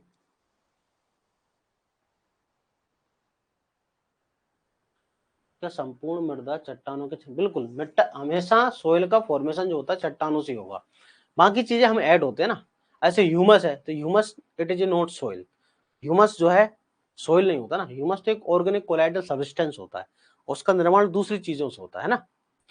तो हम आपके दिमाग में हो सकता है ह्यूमस चल रहा हो उसको लेके, सर ह्यूमस भी तो होता है, तो ह्यूमस एक ऑर्गेनिक सोइल कोलाइडल सब्सटेंस होता है जो सोइल के अंदर प्रेजेंट होता है, जो डेड ऑर्गेनिक मैटर के डिकम्पोजिशन बनता है, जो ओरिजिनल सोइल होती है मिट्टी, जैसे सैंड सिल्ट के लिए मेन इंपोर्टेंट क्या है, भाई सोइल के अंदर मेन इंपोर्टेंट अवयव क्या होते हैं, खनिज, मेन इंपोर्टेंट होता है उसमें खनिज, ठीक है ना, सोइल के अंदर। तो उन खनिज मिनरल्स कहां से आएंगे, चट्टानों के टूटने से, ठीक है ना। चलिए बुक का नाम, बुक महावीर नाम से एक बुक आती है, हिंदी इंग्लिश दोनों में आती है, जिसमें सिर्फ हमारे जो पिछले सालों के पेपर से दी हुए हैं, ये कभी 8-10 साल के पेपर है उसमें, तो आप उस बुक को जरूर ले लें, ऑफलाइन मिल जाती है। तो देखो अगला हम पढ़ते हैं। मैंने आपको बताया किस प्रकार के क्वेश्चन आ चुके हैं एग्जाम में यहाँ से, कि निम्न में से कौन सा चरण केमिकल वेदरिंग का है। तो हमको चरण तो याद होना चाहिए, स्टेप्स। जैसे सिंपल सोल्यूशन, भाई पानी और कार्बन डाइऑक्साइड जो है आपस में रिएक्शन करते हैं। देखो पहला है सिंपल सोल्यूशन, ठीक है ना, साधारण क्या होगा, विलयन बनेगा। साधारण विलयन में कि जल जो है, जल और कार्बन डाइऑक्साइड आपस में रिएक्शन करते हैं और बन गया कार्बोनिक एसिड। क्या बन गया, ये है कार्बोनिक एसिड H2CO3। क्या बन गया, H2CO3 कार्बनिक अम्ल का निर्माण हो गया। ठीक है, चलिए देखो वर्षा एवं उनके, है ना, वर्षा के साथ बिजली चमकती है कि नहीं, तो इनके चमकने से, ठनकने से क्या होता है, समय ammonia, nitrous oxide, nitrogen peroxide वर्षा जल में घुलकर साधारण घोल का तैयार करती है। तो वर्षा जब होती है ना, तो वर्षा होती है, साथ साथ में सारी चीजें वर्षा के जल में आती, कौन, जैसे अमोनिया है, नाइट्रस ऑक्साइड है, नाइट्रोजन परऑक्साइड वर्षा जल में घुलकर साधारण घोल का निर्माण करती है। साथ साथ में कार्बनिक अम्ल है ना, ये बन गया कार्बनिक अम्ल एवं अन्य अम्लीय घोल का प्रभाव घुलाने। भाई यहाँ पर जो बड़े बड़े धीरे धीरे जो बड़े बड़े पत्थर होंगे कि नहीं, चट्टाने, वो धीरे धीरे इन अम्लों के अंदर घुलना चालू होंगे। भाई एसिड है तो एसिड में धीरे धीरे चीजें घुलना चालू होती है कि नहीं, अम्ल है या एसिड है, उसमें क्या होता है, चीजें घुलना चालू होती है। तो जो बड़े बड़े पत्थर होंगे, जो बड़ी चट्टान छोटे छोटे टुकड़ों में टूटी हुई जो टुकड़े हैं ना, वो टुकड़े अब क्या होगा, घुलना चालू होंगे, क्योंकि क्या बन गया, अम्ल बन गया। क्या बन गया, अम्ल। अब दूसरे नंबर की प्रक्रिया ध्यान से सुनना, दूसरे नंबर की जो स्टेप्स है मोस्ट इंपोर्टेंट, कार्बोनेशन। ठीक है ना, दूसरा इंपोर्टेंट है कार्बोनेशन, ये मोस्ट इंपोर्टेंट है भाई, याद रखना कार्बोनेशन। इससे एग्जाम में 100% प्रश्न आता है ना, कार्बोनेशन से एग्जाम में 100 प्रश्न आपसे पूछा जाएगा। मोस्ट इंपोर्टेंट है कार्बोनेशन क्या होता है। ठीक है, देखो क्या होगा, अभी जो बन चुका है यहाँ पर, ये बन रहा है ना, ये कौन सा है, कार्बनिक अम्ल। अब इधर देखो, ये जो कार्बनिक अम्ल है, ये कैल्शियम कार्बोनेट है ना, ये क्या है, चूना, कैल्शियम कार्बोनेट। ठीक है ना, ये चूना जिसको लाइम कहते हैं, और ये कार्बनिक अम्ल, ये जो बन गया, ये दोनों आपस में रिएक्शन करते हैं। कैल्शियम कार्बोनेट है और ये H2CO, ये दोनों आपस में रिएक्शन कर लेंगे, इससे बन जाएगा कैल्शियम बाइकार्बोनेट। क्या बन गया, इसको कहते हैं कैल्शियम बाइकार्बोनेट। ये क्या है, ये हो गया कैल्शियम बाइकार्बोनेट। क्या बन गया, कैल्शियम बाइकार्बोनेट। ध्यान से सुनना, क्या बन गया, कैल्शियम बाइकार्बोनेट। ठीक है ना, कैल्शियम बाइकार्बोनेट, बाइकार्बोनेट। ठीक है, अब ये जो कैल्शियम बाइकार्बोनेट जो बन गया, ये है ना पानी के साथ घुल के जमीन में नीचे चला जाएगा। ये जो कैल्शियम बाइकार्बोनेट जो बन चुका है, देख कैसे बना, कैल्शियम कार्बोनेट था और ये अम्ल बन गया ना, ये दोनों अम्ल आपस में क्रिया की और बना दिया कैल्शियम बाइकार्बोनेट। ये पानी में घुला और जमीन के नीचे चला गया। ठीक है, लीचिंग हो गई इसकी, क्या हो गई, निक्षालन, नीचिंग हो गई, ये नीचे चला गया। अब ध्यान से सुनना, देखो कि इस तरह से बने बाइकार्बोनेट, इस तरह से बने बाइकार्बोनेट मिट्टी की निचली परतों में चला जाता है, जहां पर अब क्या होगा, इससे आगे चल के यहां से क्या होगा, इससे जो होती है CO2, जब ये नीचे चला जाता है ना जमीन के, जब ये जमीन के नीचे चला जाता है तो इससे CO2 गैस निकल जाती है। इससे क्या निकल जाती है, CO2 गैस। इससे क्या निकल जाती है, CO2 गैस निकल जाती है। ये जो कैल्शियम कार्बन है ना, ये जो है बाइकार्बोनेट जब जमीन के नीचे चला जाता है तो इससे क्या निकल जाती है, CO2 गैस निकल जाती है। ये फिर से वापस कार्बोनेट में बदल जाता है, इससे फिर से वापस किस में बदल जाता है, कार्बोनेट के अंदर, मतलब उसी में बदल जाएगा, CH3 में। ठीक है, चला जाता है और इससे CO2 मुक्त हो जाती है और ये अघुलनशील कैल्शियम कार्बोनेट में अपक्षेप में जमा हो जाता है। क्या, तो मैं यहाँ लिख के बता रहा हूं मैं क्या कह रहा हूं आपसे। सबसे पहले क्या हुआ भाई, सिंपल सॉल्यूशन बना था कि जल और कार्बन डाइऑक्साइड ने आपस में क्रिया की थी और बन गया कार्बनिक अम्ल। ये पहला स्टेप्स हो गई थी। ठीक है, दूसरे नंबर पर हम क्या पढ़ रहे थे, कार्बोनेशन। दूसरे नंबर पर हम ये पढ़ रहे थे कार्बोनेशन, या सुनो, दूसरे नंबर पर हम पढ़ रहे थे कार्बोनेशन। अब ये जो कार्बोनेशन है, ठीक है ना, कार्बोनेशन, ठीक है ना, कार्बोनेशन की प्रक्रिया। ठीक है, क्या है कार्बोनेशन, कि भाई ये जो कैल्शियम कार्बोनेट है, ये किसके साथ, H2CO3 के साथ जुड़ा और ये बन गया कैल्शियम बाइकार्बोनेट। ठीक है ना, ये बन गया। अब ये जो कैल्शियम बाइकार्बोनेट जो बना, ये कहां चला गया, जमीन के नीचे। ये आ गया कैल्शियम बाइकार्बोनेट, है ना, HCO3 का होल ट्वाइस, ये आ गया जमीन के नीचे। ठीक है, अब क्या हो गया भाई, नीचे आ गया पानी के साथ घुल के। अब क्या हुआ, अब इसमें से CO2 बाहर निकल गई, है ना, इसमें से क्या हो गया, CO2 निकल गई, ये है ना। तो अब ये किस में बदल गया वापस, ये वापस कैल्शियम अघुलनशील कैल्शियम कार्बोनेट में बदल गया। ये जो अघुलनशील वापस है ना, अघुलनशील अघुलनशील कैल्शियम कार्बोनेट में बदल गया। किसमें बदल गया, अघुलनशील कैल्शियम कार्बोनेट, है ना। तो ये जमीन के नीचे है ना इकट्ठा हो गया, ये कैल्शियम कार्बोनेट है ना, इससे CO2 गैस निकल गई, फिर से क्या रह गया, यहाँ पर कैल्शियम कार्बोनेट रह गया। अब ये क्या कर रहा है कैल्शियम कार्बोनेट, देखो कैल्शियम कार्बोनेट है ना CaCO3 के दाने के चारों ओर धीरे धीरे इस दाने जो कैल्शियम कार्बोनेट के चूना पत्थर तो है, कैल्शियम कार्बोनेट मतलब क्या है, चूना पत्थर ही तो है, चूना जिसको हम कहते हैं, ठीक है ना, चूना पत्थर है। तो इसके दाने के चारों ओर अपक्षेप के रूप में धीरे धीरे क्या होता है, यहाँ पर और कण जमा होने लगते हैं, ऐसे कंकड़ का निर्माण होता है, नोड्यूल्स का फॉर्मेशन, क्या बन जाता है, नोड्यूल्स बन जाते हैं, याद रखना क्या बन जाता है, नोड्यूल्स, ठीक है। और ऐसे लाइन नोड्यूल्स को हम क्या बोलते हैं, कंकड़ कहते हैं। जो कंकड़ कैसे बनते हैं, ऐसे बनते हैं। तो मोस्ट इंपोर्टेंट है कि कंकड़ कैसे बनते हैं और किस मिट्टी में कंकड़ ज्यादा होता है। आपने देखा होगा लाल मिट्टी के अंदर, रेड सोइल में कंकड़ ज्यादा होते हैं। तो ये क्वेश्चन एग्जाम में पूछा जाता है कि जो है ना कंकड़ नोड्यूल्स सबसे ज्यादा किसमें पाए जाते हैं, लाल मिट्टी में पाए जाते हैं। क्या बात समझ में आ रही है। तो जो नोड्यूल्स बन गए लाइम नोड्यूल्स, इन्हें हम कंकड़ कहते हैं। तो इनका निर्माण ध्यान से सुनना, ये जो कंकड़ नोड्यूल्स होते हैं इनका निर्माण ट्रॉपिक क्षेत्रों में ज्यादा होता है। कहां पर, ट्रॉपिकल क्षेत्रों में, उष्ण क्षेत्रों में प्राय होता है। दक्षिण भारत की अधिकांश लाल मिट्टी में, ध्यान से सुनना, दक्षिण भारत की अधिकांश लाल मिट्टी में सतह के 1 से लेके 2 फीट नीचे, जैसे लाल मिट्टी है, जिस लाल मिट्टी की सतह से 1 से लेके 2 फीट नीचे, 1 से लेके 2 फीट नीचे ही आपको कंकड़ मिलेंगे की गहराई पर। एवं काली मिट्टी में, अगर कपास वाली काली मिट्टी है उसमें 3 से लेके 4 फीट की गहराई पर आपको कंकड़ की गहराई पर कंकड़ न्यूडल्स पाए जाते हैं, ठीक है। तो एग्जाम में सबसे ज्यादा क्वेश्चन आता है, ऐसा क्वेश्चन आएगा क्या कि ये कंकड़ नूडल्स सबसे ज्यादा किस मिट्टी में पाए जाते हैं, तो आंसर है लाल मिट्टी में। तो लाल मिट्टी के अंदर जो आपने देखो ना कंकड़ पाए जाते हैं, तो लाल मिट्टी के अंदर कंकड़ पाए जाने के कारण ये कैल्शियम कार्बोनेट वाली है लाइम। तो इस प्रकार से क्या बनते हैं, तो याद रखना कंकड़ नूडल्स, याद क्या रखना है हमको ये कि लाल मिट्टी में ज्यादा होते हैं, ठीक है। तो मोटी सतहों में कंकड़ का जमाव होने से लाइम का प्रयोग, आपने देखा होगा चूना पत्थर का उपयोग हम किसमें करते हैं, चूना पत्थर का उपयोग हम किस में, मकान के निर्माण में, भवन के निर्माण में करते हैं कि नहीं चूना का उपयोग। जैसे अभी तो सीमेंट आ गया, पुराने जमाने में जितने भी सब चूना पत्थर से बनाए जाते थे, अभी वर्तमान में सीमेंट का उपयोग होता है ना। उस समय जब अधिकतर मकान जो पुराने हैं उस समय का आपने देखे होंगे, किले वगैरह, उनमें देखा होगा आपने चूना ज्यादा का प्रयोग होता है। यहाँ तक क्लियर है। तो मोटी सतह में कंकड़ जमा होने के लाइम का प्रयोग भवन निर्माण में किया जाता है। तो आपको याद क्या रखना है, ये कंकड़ न्यूडल्स किस मिट्टी में ज्यादा बनते हैं, लाल मिट्टी में। ये प्रश्न आप लिख लेना कि कंकड़ न्यूडल्स सबसे ज्यादा किस में जाते हैं, लाल मिट्टी में ज्यादा बनते हैं। ये एग्जाम में डायरेक्ट आता है, ठीक है। चलिए आगे पढ़े, बताइए।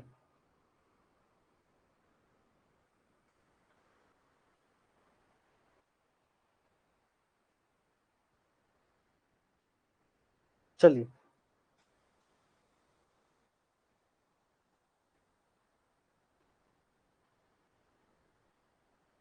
अगला क्या है, ऑक्सीडेशन। अगला क्या है, ऑक्सीकरण है। अगला प्रक्रिया है ऑक्सीकरण। तीसरे नंबर का चरण कौन सा, ऑक्सीकरण है ना। देखो सिंपल, आप इन चरणों के नाम तो याद रखना कि इसके द्वारा मुख्य रूप से आयरन Fe+2 प्रभावित होता है ना। इस प्रक्रिया द्वारा मेनली क्या होता है, Fe+2। देखो क्या होता है, Fe ने 2Fe SiO3 H2O और ऑक्सीजन है, ऑक्सीजन जुड़ी तो बन गया फेरिक हाइड्रोक्साइड। ये होता है, इसको कहते हैं हम फेरस हाइड्रोक्साइड, है ना। इसे क्या बोलते हैं, फेरस हाइड्रोक्साइड। ये जो होता है इसे हम कहते हैं फेरस हाइड्रोक्साइड, ठीक है ना, फेरस हाइड्रोक्साइड,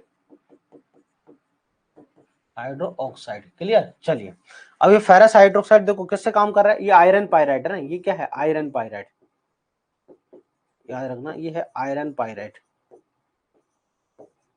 ठीक है।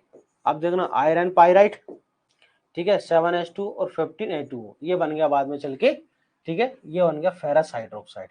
तो आपको याद क्या रखना, आपको याद रखना ऑक्सीकरण का मतलब क्या है, तो ऑक्सीजन का जुड़ना, सीधा सीधा ऑक्सीकरण का मतलब होता है ऑक्सीजन का जुड़ना। देखो ऑक्सीडेशन मतलब है ऑक्सीजन जुड़ना। देखो यहाँ भी ऑक्सीजन जुड़ रही है, यहाँ भी ऑक्सीजन जुड़ रहा है, या ना। क्या आपको समझ में आ रहा है, देखो ऑक्सीकरण शब्द का मतलब होता है ऑक्सीजन का जुड़ना। तो देखो जैसे आयरन है ना, आयरन के साथ ऑक्सीजन जुड़ती है तो क्या बन जाता है, यहाँ पर फेरस हाइड्रोक्साइड बन गया, यहाँ पर क्या बन गया, फेरिक, यहाँ पर बन गया फेरिक हाइड्रोक्साइड। तो देखो यहाँ पर भी ऑक्सीजन उड़ रही है, तो ऑक्सीजन का जुड़ना, ठीक है, ऑक्सीजन का जुड़ना क्या कहलाता है, ऑक्सीकरण कहलाता है।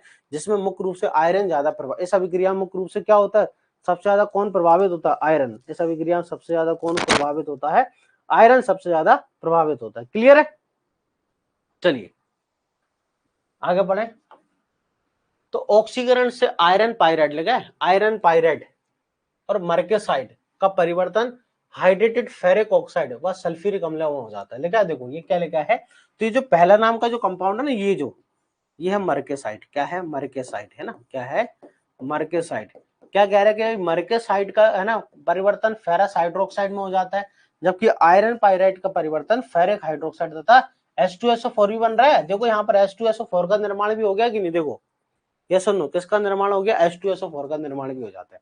तो ऑक्सीकरण अभिक्रिया के द्वारा ये जो मरकसाइट और आयरन पाइराइट है दोनों किसमें बदल जाते हैं, फेरस हाइड्रोक्साइड, फेरिक हाइड्रोक्साइड और H2SO4 में बदल जाते हैं। ठीक है, किसमें बदल जाते हैं, H2SO4 में बदल जाते हैं। अब ध्यान से सुनना, क्या ये जो कैल्शियम कार्बोनेट की उपस्थिति होने पर H2SO4 प्रतिक्रिया करके जिप्सम बन जाएगा मिट्टी में हो, क्योंकि अभी अभी मिट्टी में क्या बन के बैठा है, ये कैल्शियम कार्बोनेट, हाँ या ना, ये देखो ये बैठा है मिट्टी के अंदर ही कैल्शियम कार्बोनेट है।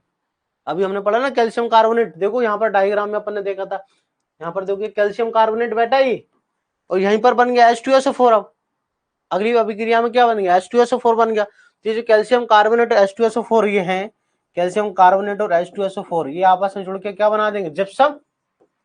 क्या बन जाएगा, जिप्सम का निर्माण हो जाता है। इस प्रकार से किसका निर्माण हो जाता है, मिट्टी के अंदर जिप्सम का निर्माण हो जाता है। क्लियर है, चलिए तो हमको क्या पहले आपको सबसे ज्यादा याद रखना स्टेप्स, पहले नंबर पर सिंपल सॉल्यूशन, फिर दूसरे नंबर पर चरण कार्बोनेशन, फिर ऑक्सीडेशन, फिर अगला देखो रिडक्शन।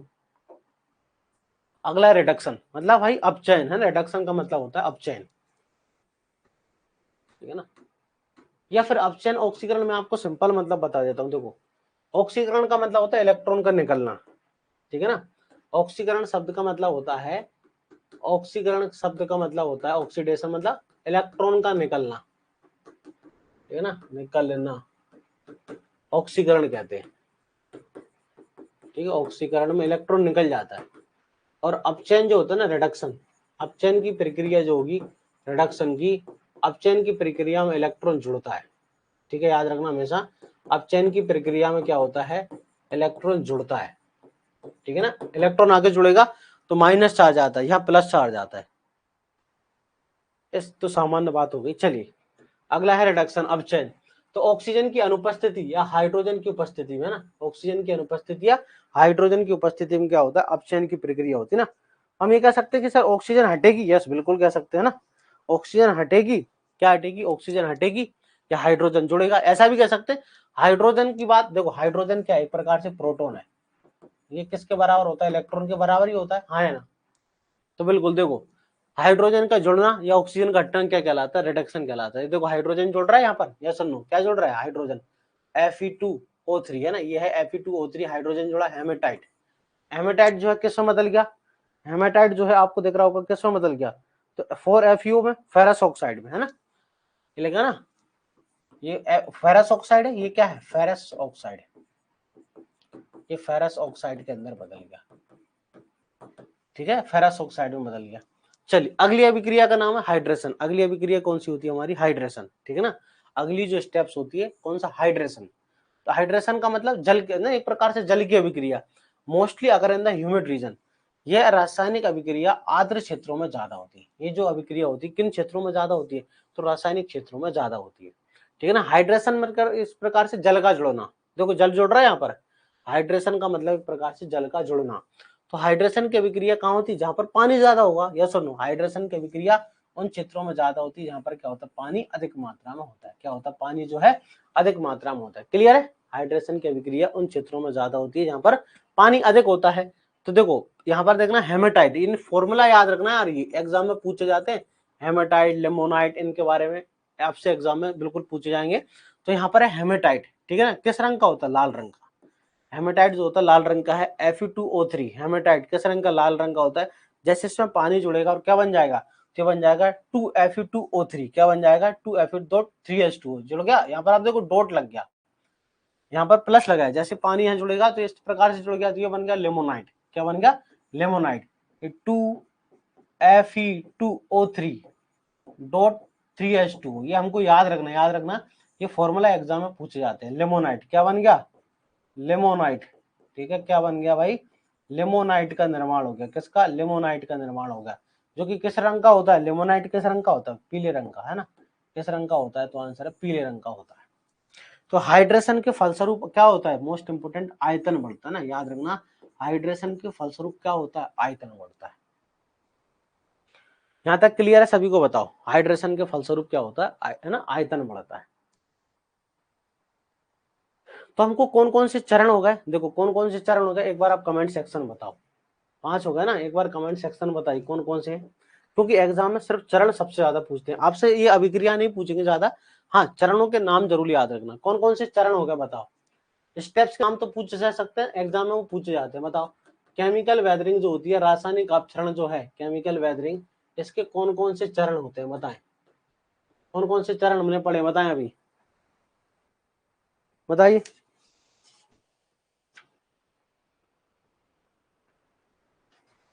कौन कौन से चरण पढ़े, एक बार कमेंट सेक्शन में बताएं।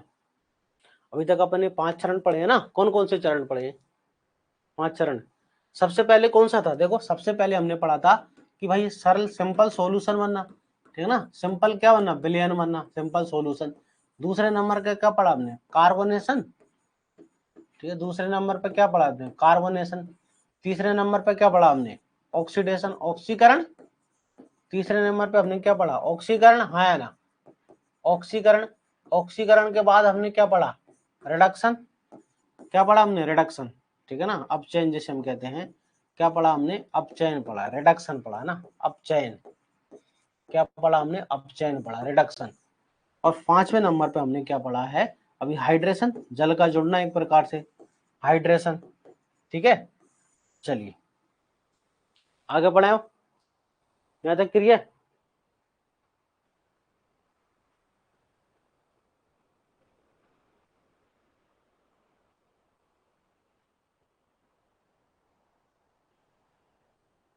चलिए यहाँ तक है ना। अब अगला नंबर का चरण, ये याद रखना, चरण इंपोर्टेंट है ना, चरण मोस्ट इंपोर्टेंट है। अगले नंबर का है डिपोजिशन, ठीक है ना। अगले नंबर का चरण कौन सा है, डिपोजिशन, मतलब जमा होना, ठीक है ना, जमा होना। डिपोजिशन का मतलब एक प्रकार से क्या होना भाई, जमा होना, हाँ या ना। डिपोजिशन से का मतलब क्या है, एक प्रकार से जमा होना।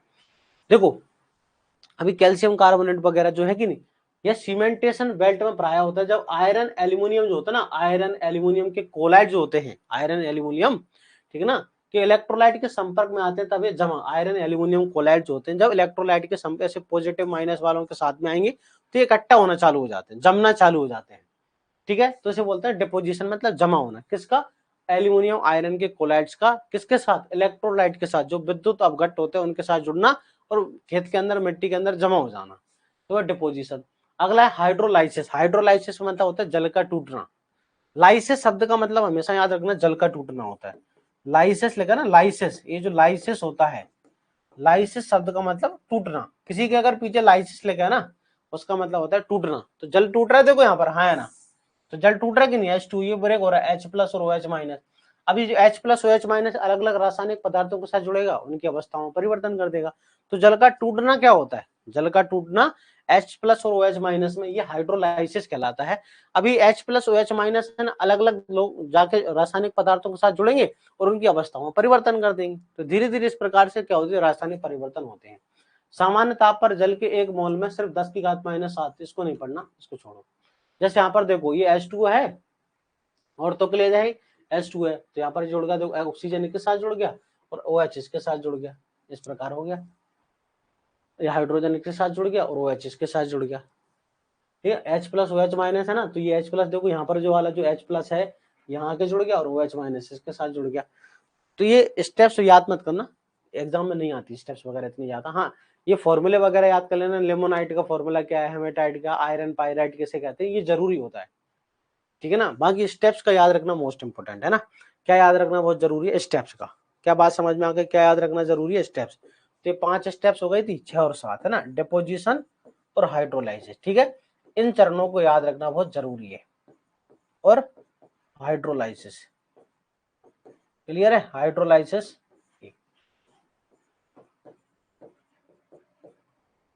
अगर चाहो तो अलग से लिख लो आप, है ना, इनको लिखना चाहते हो क्या, ये अलग से लिख लो, है ना। हाइड्रोलाइसिस जमा होना, है ना, डिपोजिशन मतलब जमा होना, ठीक है। हाइड्रेशन, हाइड्रेशन एक प्रकार से जल का जुड़ना होती है ना, जल का जुड़ना, ठीक है ना, हाइड्रेशन की, है ना, हाइड्रेशन लिखना चाहते हो तो लिख लो भाई, है ना, अलग से कुछ 1 मिनट लगेगा आपको। है ना, रासायनिक अपक्षरण जो होगा अपना, रासायनिक ऋतुक्षरण या अपक्षरण, रासायनिक अपक्षरण। क्लियर, बताइए। सिंपल सॉल्यूशन है, कार्बोनेशन है ना, इसमें कार्बोनेशन लिख लेना। तो इन्हीं चरणों का आप नाम याद रखना, कार्बोनेशन, इन्हीं चरणों का क्या याद रखोगे नाम। एग्जाम में हमारे लिए सबसे महत्वपूर्ण यही है कि रासायनिक केमिकल वेदरिंग में कौन कौन से चरण होते हैं। ठीक है, बताइए अब क्या होगा। अब होगा यहाँ पर बायोलॉजिकल वेदरिंग। यहाँ पर क्या होगा, ठीक है, लाइकेंस है, मोसिस है, छोटे छोटे प्लांट उगना चालू होंगे। ठीक है, धीरे धीरे क्या होगा यहाँ पर, मतलब वनस्पति वृद्धि के लिए जो है माध्यम बनाया तैयार किया जाएगा। सबसे पहले निम्न प्लांट आते हैं जैसे लाइकेन, मोसिस वगैरह, वो आना चालू होंगे, तो बायोलॉजिकल वेदरिंग की प्रक्रिया होगी। रोडेंट्स वगैरह, वर्मी कंपोस्ट वगैरह, वो सब काम करते हैं धीरे धीरे। चलिए आगे पढ़ते हैं ना।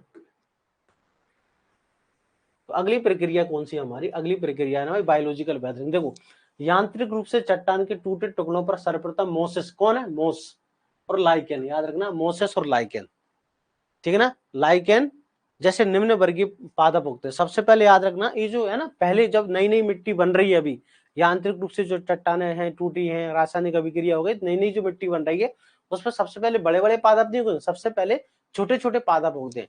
तो धीरे धीरे है ना उस मिट्टी को तैयार करते हैं, किसके लिए, बड़े पादपों को उगने के लिए। तो सबसे पहले कौन उगता है, याद रखना मोसेस और लाइकेन। तो देखो मोसेस और लाइकेन है क्या, निम्न वर्गीय प्लांट होते हैं।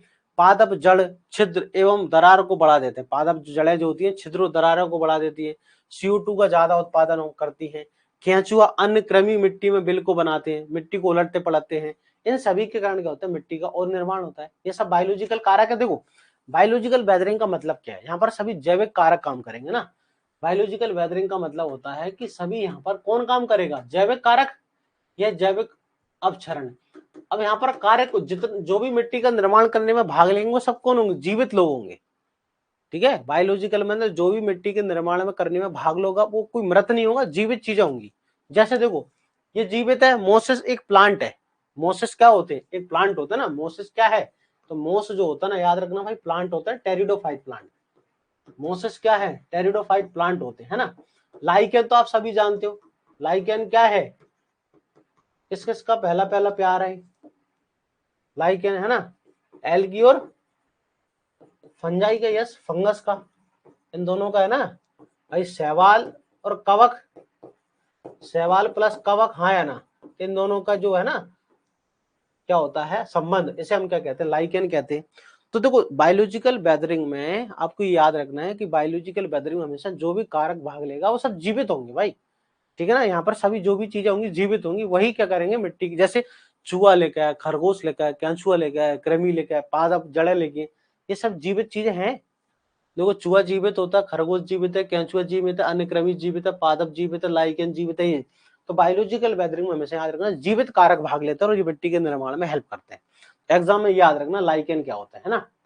लाइकेन किस किस का संबंध होता है, तो शैवाल प्लस कवक के बीच का संबंध होता है। ठीक है ना, इसको हम कहते हैं स्वामी दास का संबंध। ठीक है, स्वामी दास का संबंध भी कहते हैं इसको, या आप कह सकते हो लिविंग रिलेशनशिप वाला कंसेप्ट है, साथ साथ रहना। लाइकेन, एग्जाम में एक प्रश्न पूछा जाता है लाइकेन से संबंधित, है ना, ध्यान से सुनना।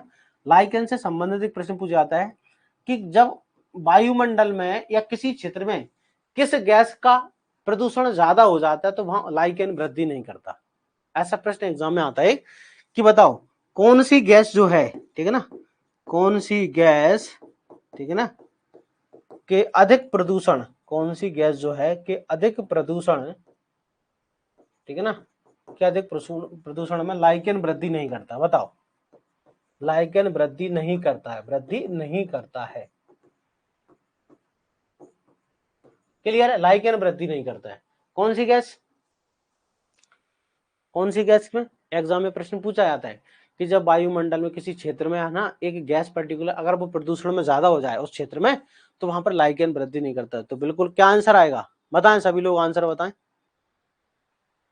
ये इंपॉर्टेंट क्वेश्चन है ये वाला जो मैंने आपको लाइकेन वाला क्वेश्चन बताया कि नहीं। लाइकेन किस का प्रदूषक का सूचक है, ऐसा प्रश्न आता है ना, लाइकेन किस है ना प्रदूषक का सूचक होता है। तो देखो किसी क्षेत्र में अगर SO2, कौन सा SO2 गैस, याद रखना कौन सी गैस, SO2 अगर किसी क्षेत्र में भाई SO2 गैस ज्यादा हो जाती है ना, सल्फर डाइऑक्साइड, तो लाइकेन वृद्धि नहीं करता। तो लाइकेन सल्फर का प्रदूषक सूचक होता है, याद रखना SO2 गैस।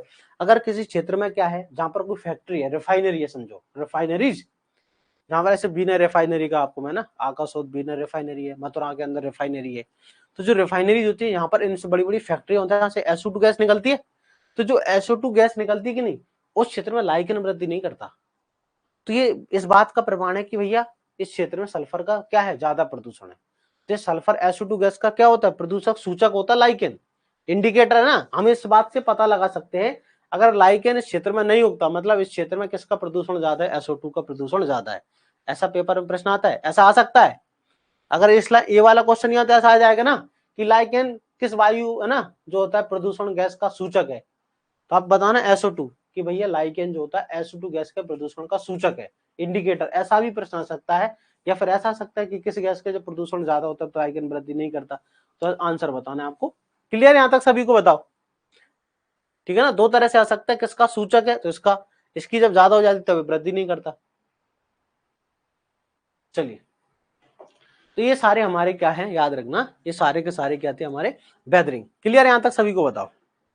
तो हमारी है ना फिजिकल वेदरिंग कंप्लीट, ठीक है। इसके बाद केमिकल और बायोलॉजिकल वेदरिंग अपनी कंप्लीट हो गई।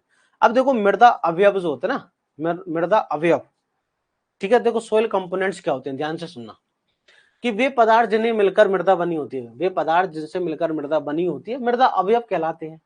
वे पदार्थ जिनसे मिलकर क्या बनती है, मृदा बनती है, सोइल बनती है, उन्हें हम मृदा अवयव कहते हैं, ठीक है। इनको हम आयतन के आधार पर, आयतन की दृष्टि, इन अवयवों को आयतन की दृष्टि से निम्न प्रकार से वर्गीकृत किया गया है। ये एग्जाम में सबसे ज्यादा पूछते हैं ना, ये जो है कि हमने भाई किस किस किस को, ये जो मृदा अवयव जो होते हैं, इनको हम मृदा अवयव का मतलब कि भाई वे पदार्थ जिनसे मिलकर मिट्टी बनती है, उनको हम क्या कहते हैं, मृदा अवयव कहते हैं। इनको आयतन की दृष्टि से, याद रखना किसकी दृष्टि से, इन अवयवों को आयतन की दृष्टि से, ठीक है, आयतन की दृष्टि से दो वर्गों में बांटा है। एक तो है ना सॉलिड स्पेस, ठोस अवकाश, और है ना रंध्र अवकाश, ठीक। एक तो बांट दिया अपन ने ठोस अवकाश के रूप में। तो भाई 50% तो क्या होते हैं, ठोस अवकाश, है ना। 50% क्या होते हैं कि भैया 50% होंगे ठोस अवकाश, और 50 होंगे कैसे, पोर स्पेस, रंध्र अवकाश, है ना। 50% क्या है, पोर अवकाश होते हैं, ठीक है, रंध्र अवकाश। 50% कौन होंगे, रंध्र अवकाश होंगे, और 50% कौन होते हैं, ठोस अवकाश होते हैं। क्लियर, 50% कौन होते हैं, 50% सॉलिड स्पेस होता है, 50% क्या होता है, पोर। अभी जो 50, ये मोस्ट इंपोर्टेंट है, याद रखना, इनमें से हमेशा प्रश्न आता है यहाँ से। ये जो 50% सॉलिड है, इसमें से याद रखना खनिज, ये 50% मिट्टी में है ना ठोस भाग होता है, उसमें से खनिज पदार्थ कितने होते हैं, तो खनिज होते हैं 45%। खनिज कितना होता है, याद रखना 45%।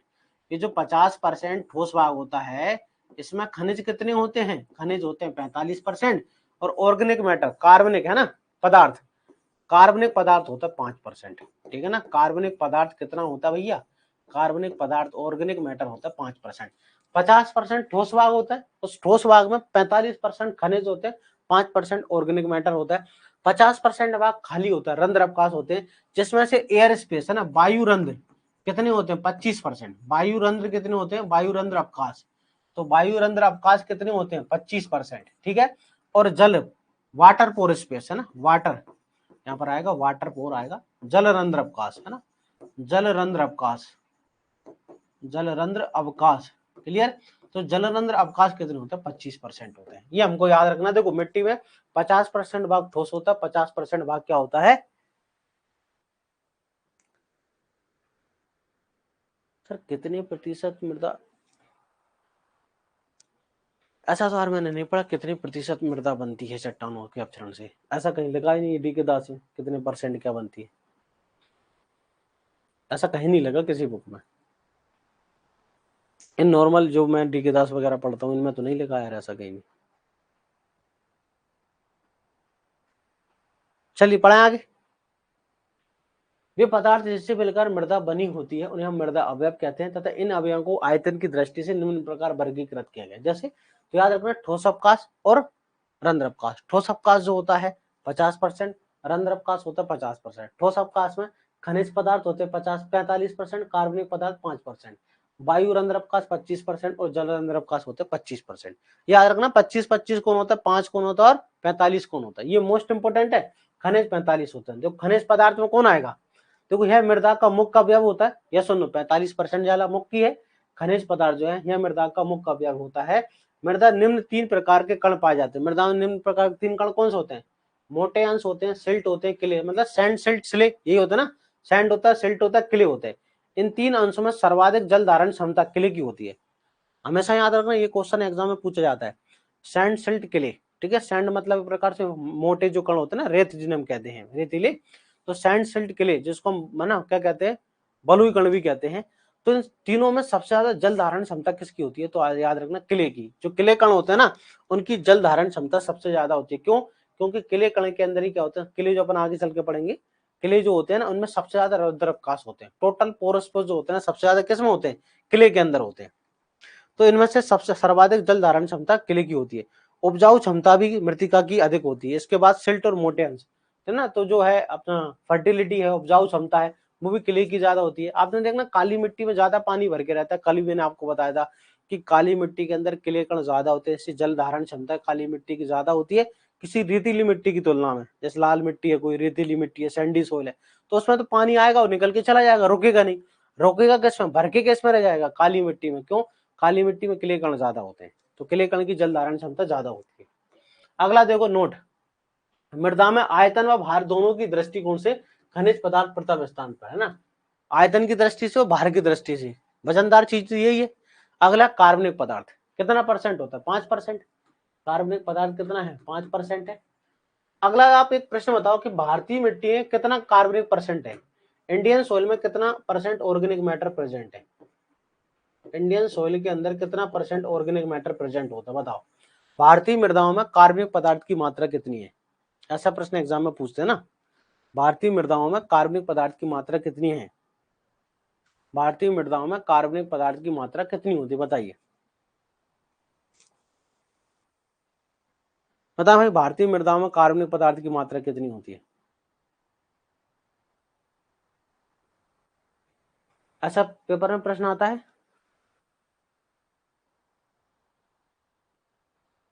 हाँ बस याद रखना, लेस देन 0.5% है ना कितना, 0.05% से कम।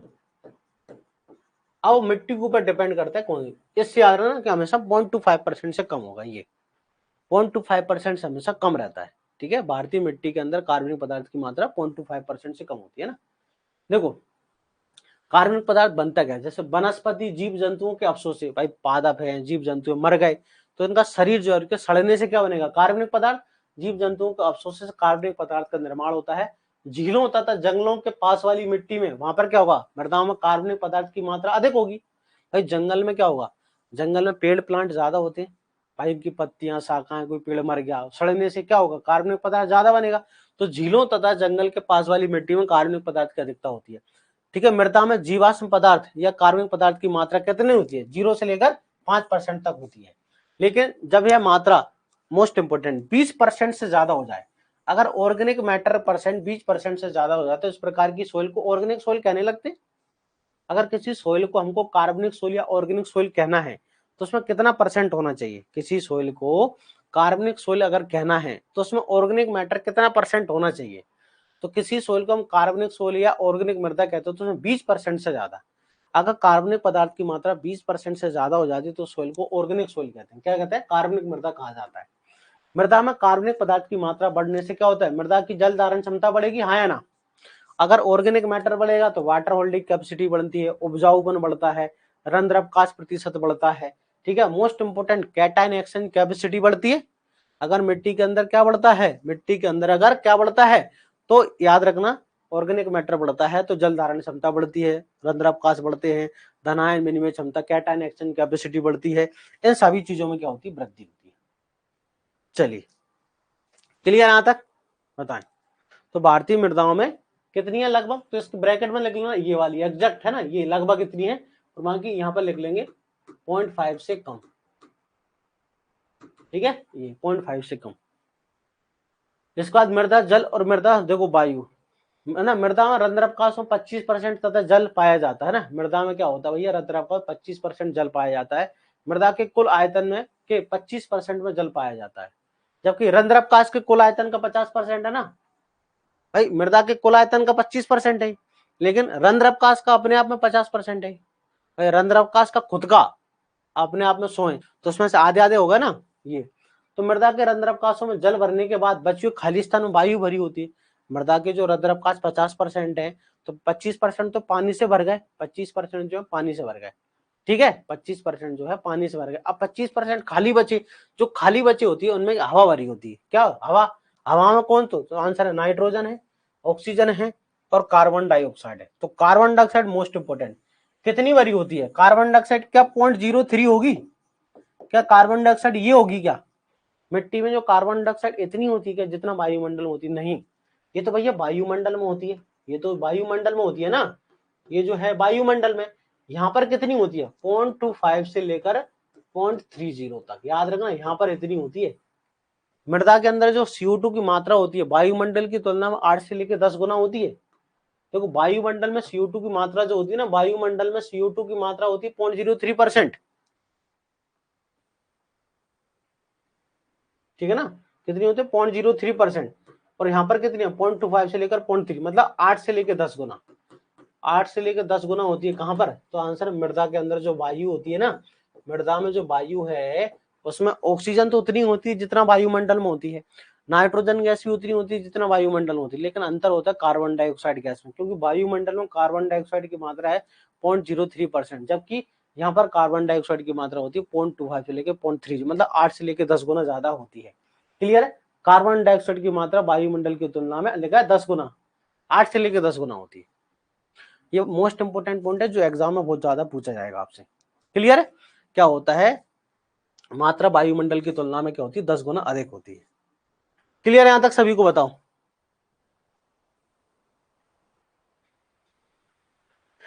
क्लियर है? अब देखो मृदा का निर्माण जो होता है ना, मृदा का निर्माण, तो उसके वैज्ञानिक ने एक इक्वेशन से समझाया था कि मृदा के निर्माण में कौन कौन से सक्रिय कारक होते हैं, कौन कौन से निष्क्रिय कारक, कौन सा उदासीन। ये एग्जाम में डायरेक्ट आता है। मृदा निर्माण के कारक और प्रक्रिया। देखो मृदा निर्माण दो लगातार है ना, मृदा निर्माण दो लगातार चरणों की प्रक्रिया है। जैसे चट्टानों से रेगोलिथ का बनना, A+B+C का, हाँ है ना, रेगोलिथ A+B+C का बनना। फिर रेगोलिथ से वास्तविक मृदा का निर्माण होना, ये जो रेगोलिथ बन जाएगा इससे वास्तविक मृदा का निर्माण होना। रेगोलिथ का मतलब A+B+C। देखो मृदा निर्माण को प्रभावित करने वाले कारक क्या है, ध्यान से सुनना, कि जो डकुचेव है और जैनी नाम का साइंटिस्ट, इन दोनों ने बताया कि मृदा का निर्माण किन किन कारकों से होता है। तो डकुचेव ने मृदा निर्माण करने वाले कारकों के बारे में बताया। तो उन्होंने बताया कि S बराबर, मतलब S का मतलब मृदा का निर्माण, ठीक है, सोइल फॉर्मेशन। तो PCLO इतना बताया इसने, ठीक है। P मतलब वही अपन पढ़ेंगे पैतृक पदार्थ, Cl का मतलब क्लाइमेट, O का मतलब ऑर्गेनिज्म। फिर जैनी नाम का जो साइंटिस्ट है, मृदा निर्माण को प्रभावित करने वाले कारकों को एक इक्वेशन से बताया जैनी ने। तो हमको बस इक्वेशन याद रखना ये वाली, कि मृदा का निर्माण है जो होता है किन किन कारकों के द्वारा प्रभावित होता है, जो इक्वेशन याद रखना जैनी की, S बराबर FPCLORPT, ठीक है ना। S बराबर, ठीक है ना, मृदा का निर्माण, S बराबर मृदा का निर्माण। तो मृदा का निर्माण जो होता है इन सभी कारकों के कारण होता है, सभी कारक आपस में मिलकर काम करते हैं तभी मृदा का निर्माण होता है। तो PCLORPT, ये देखो P मतलब क्या होता है, P का मतलब होता है, देखो यहाँ पर P का मतलब क्या, पैतृक पदार्थ, पेरेंट मटेरियल। Cl का मतलब जलवायु, O का मतलब होता है जीव या वनस्पति, है ना, ऑर्गेनिज्म। T का मतलब समय, और F का मतलब होता है फैक्टर, है ना, F का मतलब होता है फंक्शन या फिर फंक्शन, है ना। ये सभी कार्य मिलकर फलन जिन्हें हम कहते हैं, जो लगा ना S बराबर F, तो है ना Cl, लिखा है Cl हो गया अपना, CLORPT। क्लियर है? तो R का मतलब क्या होता है यहाँ पर, R का मतलब होता है स्थलाकृति, टोपोग्राफी। तो F का मतलब होता है, F मतलब होता है फलन, मतलब ये सारे कारक मिलकर मृदा का निर्माण करते हैं। S का मतलब मृदा का निर्माण होना। अब ध्यान से सुनना, अब ये मृदा के निर्माण की जो कारक है ना, ये सारे कारक जो यहाँ पर लिखे हैं, ये जो कारक है इनको हमने 3 ग्रुप में बांट दिया। इनको हमने कितने ग्रुप में बांट दिया? 3 ग्रुप में। इन कारकों को हमने 3 ग्रुप में बांट दिया। कौन कौन से 3 ग्रुप? देखो एक है पैसिव फैक्टर, कौन सा है? पैसिव फैक्टर, निष्क्रिय कारक। एक कौन सा फैक्टर है? पैसिव फैक्टर, निष्क्रिय कारक है। ध्यान से सुनना है ना, ये मोस्ट एग्जाम में सबसे ज्यादा यही पूछे जाते हैं। एग्जाम में जो है सबसे ज्यादा यही पूछेंगे कि मृदा निर्माण में निष्क्रिय कारक कौन कौन से हैं। मृदा के निर्माण में निष्क्रिय कारक, पैसिव फैक्टर कौन कौन से होते हैं? तो याद रखना, एक तो होता है पैतृक पदार्थ, दूसरा होता है स्थलाकृति टोपोग्राफी, ठीक है, रिलीफ और टोपोग्राफी। ये डायरेक्ट याद रखना, ऐसा सीधा का सीधा प्रश्न आएगा, मृदा के निर्माण में निष्क्रिय कारक कौन कौन से होते हैं, एक तो होता है पैतृक पदार्थ पेरेंट मटेरियल, दूसरा रिलीफ एंड टोपोग्राफी स्थलाकृति। फिर आपसे पूछे कि सक्रिय कारक जो बदलते रहते हैं, तो निष्क्रिय कारक बदलते नहीं है, यह तो है, सक्रिय कारक समय के साथ बदलते हैं, सक्रिय कारक वो होते हैं जो समय के साथ बदलते रहते हैं। तो क्लाइमेट जलवायु और है ना वनस्पति और ऑर्गेनिज्म, और बायोस्फीयर जो है ऑर्गेनिज्म है, ठीक है ना। तो याद रखना क्लाइमेट और ऑर्गेनिज्म जो होते हैं क्या होते हैं, सक्रिय। सक्रिय कारक क्या होता है, समय के साथ बदलते रहते हैं, सक्रिय कारक क्या होता है, समय के साथ बदलते हैं। और तीसरा होता है न्यूट्रल फैक्टर, तीसरा क्या होता है, नेचुरल। उदासीन, तीसरा कौन होता है, उदासीन, न्यूट्रल है ना या उदासीन। तो न्यूट्रल फैक्टर जो होता है टाइम, समय जो चल रहा है। तो ये तीन आपसे एग्जाम में पूछेंगे, मृदा के निर्माण में निष्क्रिय कारक कौन कौन से, दो याद रखना, निष्क्रिय कारक होते हैं पैतृक पदार्थ स्थलाकृति पेरेंट मटेरियल टोपोग्राफी, सक्रिय कारक होते हैं जलवायु और ऑर्गेनिज्म, जबकि है ना निष्क्रिय का अपना न्यूट्रल कारक कौन होता है, समय, या इसको बोलते हैं एज ऑफ लैंड। बताओ यहां तक क्लियर है सभी को?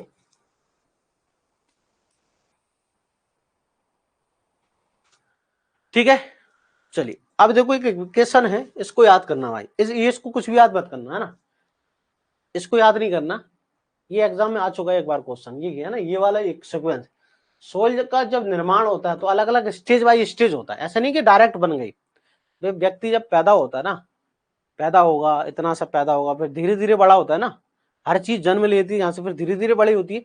तो मिट्टी का निर्माण भी स्टेप बाय स्टेप होता है, कौन कौन से चरण होते हैं वो आपसे पूछेंगे। देखो स्टेज ऑफ सोइल डेवलपमेंट, ये मोस्ट इंपोर्टेंट है ना, याद रखना, ये सिर्फ नाम सीक्वेंस पूछते हैं एग्जाम में, इनको याद मत करना, इनको याद करने की आवश्यकता नहीं। क्या है आपसे पूछेंगे, मिट्टी के निर्माण की है ना, जो है निर्माण होता है उसकी सीक्वेंस क्या है, स्टेज, तो आपसे पूछेंगे। याद रखना पहला चरण का नाम होता है इनिशियल स्टेज, पहले चरण का नाम क्या है, इनिशियल, पहले चरण का नाम याद रखना इनिशियल, प्रारंभिक अवस्था। फिर देखो जैसे भाई पहली अवस्था है प्रारंभिक, जुवेनाइल जानते हैं आप, जुवेनाइल बाल्यकाल अवस्था जिसे अपन हिंदी में कहते हैं। तो पहली अवस्था इनिशियल स्टेज, दूसरी अवस्था होती है जुवेनाइल स्टेज, तीसरा विराइल स्टेज, सेनाइल और फाइनल। तो आपको इनका चरण याद रखना है ना, कि सबसे पहले होती है इनिशियल, सबसे पहले कौन सी होती है, इनिशियल अवस्था होती है, फिर कौन सी होती है, जुवेनाइल होती है, फिर कौन सी होती है, जुवेनाइल अवस्था होती है, फिर कौन सी होती है, विराइल अवस्था, ठीक है ना, फिर कौन सी होती है, सेनाइल अवस्था, कौन सी, सेनाइल स्टेज, फिर कौन सी होती है, फाइनल। ये आपको बस याद रखना है, इतना सा सीक्वेंस आपको याद करना है, बाकी इसके बारे में जानना नहीं है, पढ़ना हो तो आप पढ़ लेना, ठीक है ना, वैसे कोई जरूरत नहीं है, आपको याद करना है ये चर है ना। कभी कभी है ना पहला पहला शब्द दे देते हैं वो, ऐसे आपको दे देंगे आई, ठीक है, आई के बाद जे, जे के बाद वी, वी के बाद एस, एस के बाद एफ, ऐसे आई जे वी एस एफ है ना, आई जे वी एस एफ होता है सीक्वेंस। तो ये सीक्वेंस हमको याद करना है, initial stage, juvenile stage, विराइल, senile, final, ये होता है मृदा के जब डेवलपमेंट होता है तो कौन कौन से चरण होते हैं। ये एग्जाम में आया हुआ प्रश्न इसलिए मैं बता रहा हूँ, और एस आर कंतवा बुक अगर आपके पास हो तो आपको यही क्वेश्चन मिलेगा, है ना, अगर आपके पास एस आर कंतवा बुक है तो आपको क्वेश्चन मिल जाएगा उसमें देखने को, होगी एस आर कंतवा बुक तो आप सभी के पास, तो उसमें सोइल साइंस में आप ये क्वेश्चन देख सकते हैं, उसमें दिया हुआ है। ठीक है, बताओ यहां तक क्लियर है सभी को, यस और नो? यहां तक क्लियर है सारी चीजें मृदा निर्माण की, बताओ। तो मृदा निर्माण कंप्लीट हो गया है ना, ये सारी।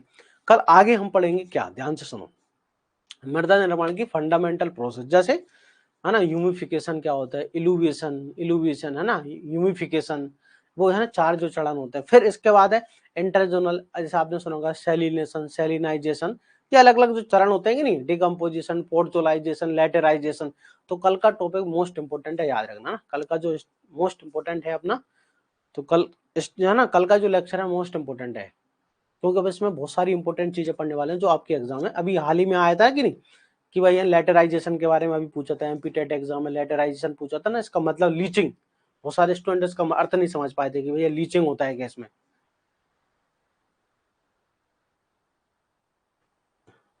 हाँ एस आर का क्वेश्चन से डायरेक्ट क्वेश्चन आ जाते हैं, इतनी अच्छी किताब है। ठीक है, चलिए, तो यहां तक बताओ आज का आपको समझ में आया बहुत ही अच्छे से, हाँ या ना, समझ में आ रही है सोइल साइंस बढ़िया, इनसे बाहर कुछ भी नहीं आएगा, सोइल साइंस अपन इतना अच्छा पढ़ रहे हैं, इससे बाहर कुछ भी नहीं आएगा। बताएं एक बार कमेंट सेक्शन में सभी लोग जो पहली बार जुड़े हैं, आज समझ में आया आप सभी को? जो पहली बार जुड़े हैं सभी को समझ में आ रहा है अच्छे से? बताएं, सभी को समझ में आ रहा है अच्छे से?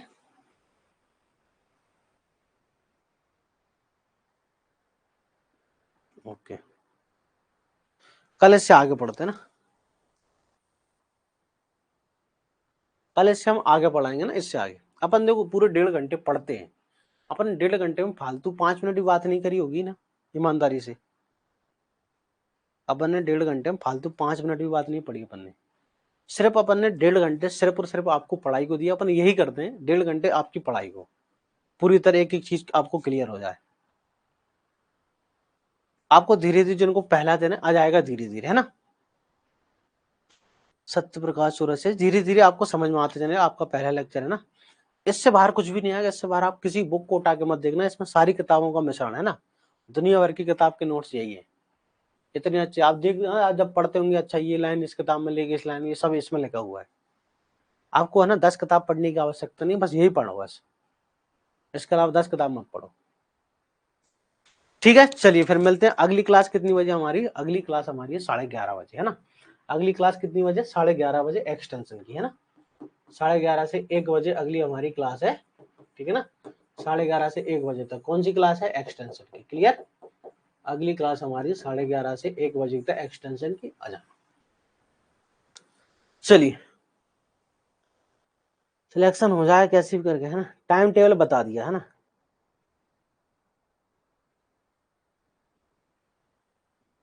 बिल्कुल, देखो मेरी तरफ से मैं पूरी कोशिश कर रहा हूँ भाई, मेरी तरफ से 100% मटेरियल आपको प्रोवाइड करना हूँ, जो बेस्ट कंटेंट है। अब आपको पढ़ना है अच्छे से अच्छा। क्लास का टाइम ये है 9 बजे से लेके 10:30 बजे तक। 9 बजे पहला लेक्चर हो गया अपना, 9 से लेके 10:30 बजे तक सॉइल साइंस का। फिर अगला लेक्चर जो हमारा किसका है? 11:30 से 1 बजे तक। ठीक है, चलिए ओके, आप सभी का बहुत बहुत धन्यवाद।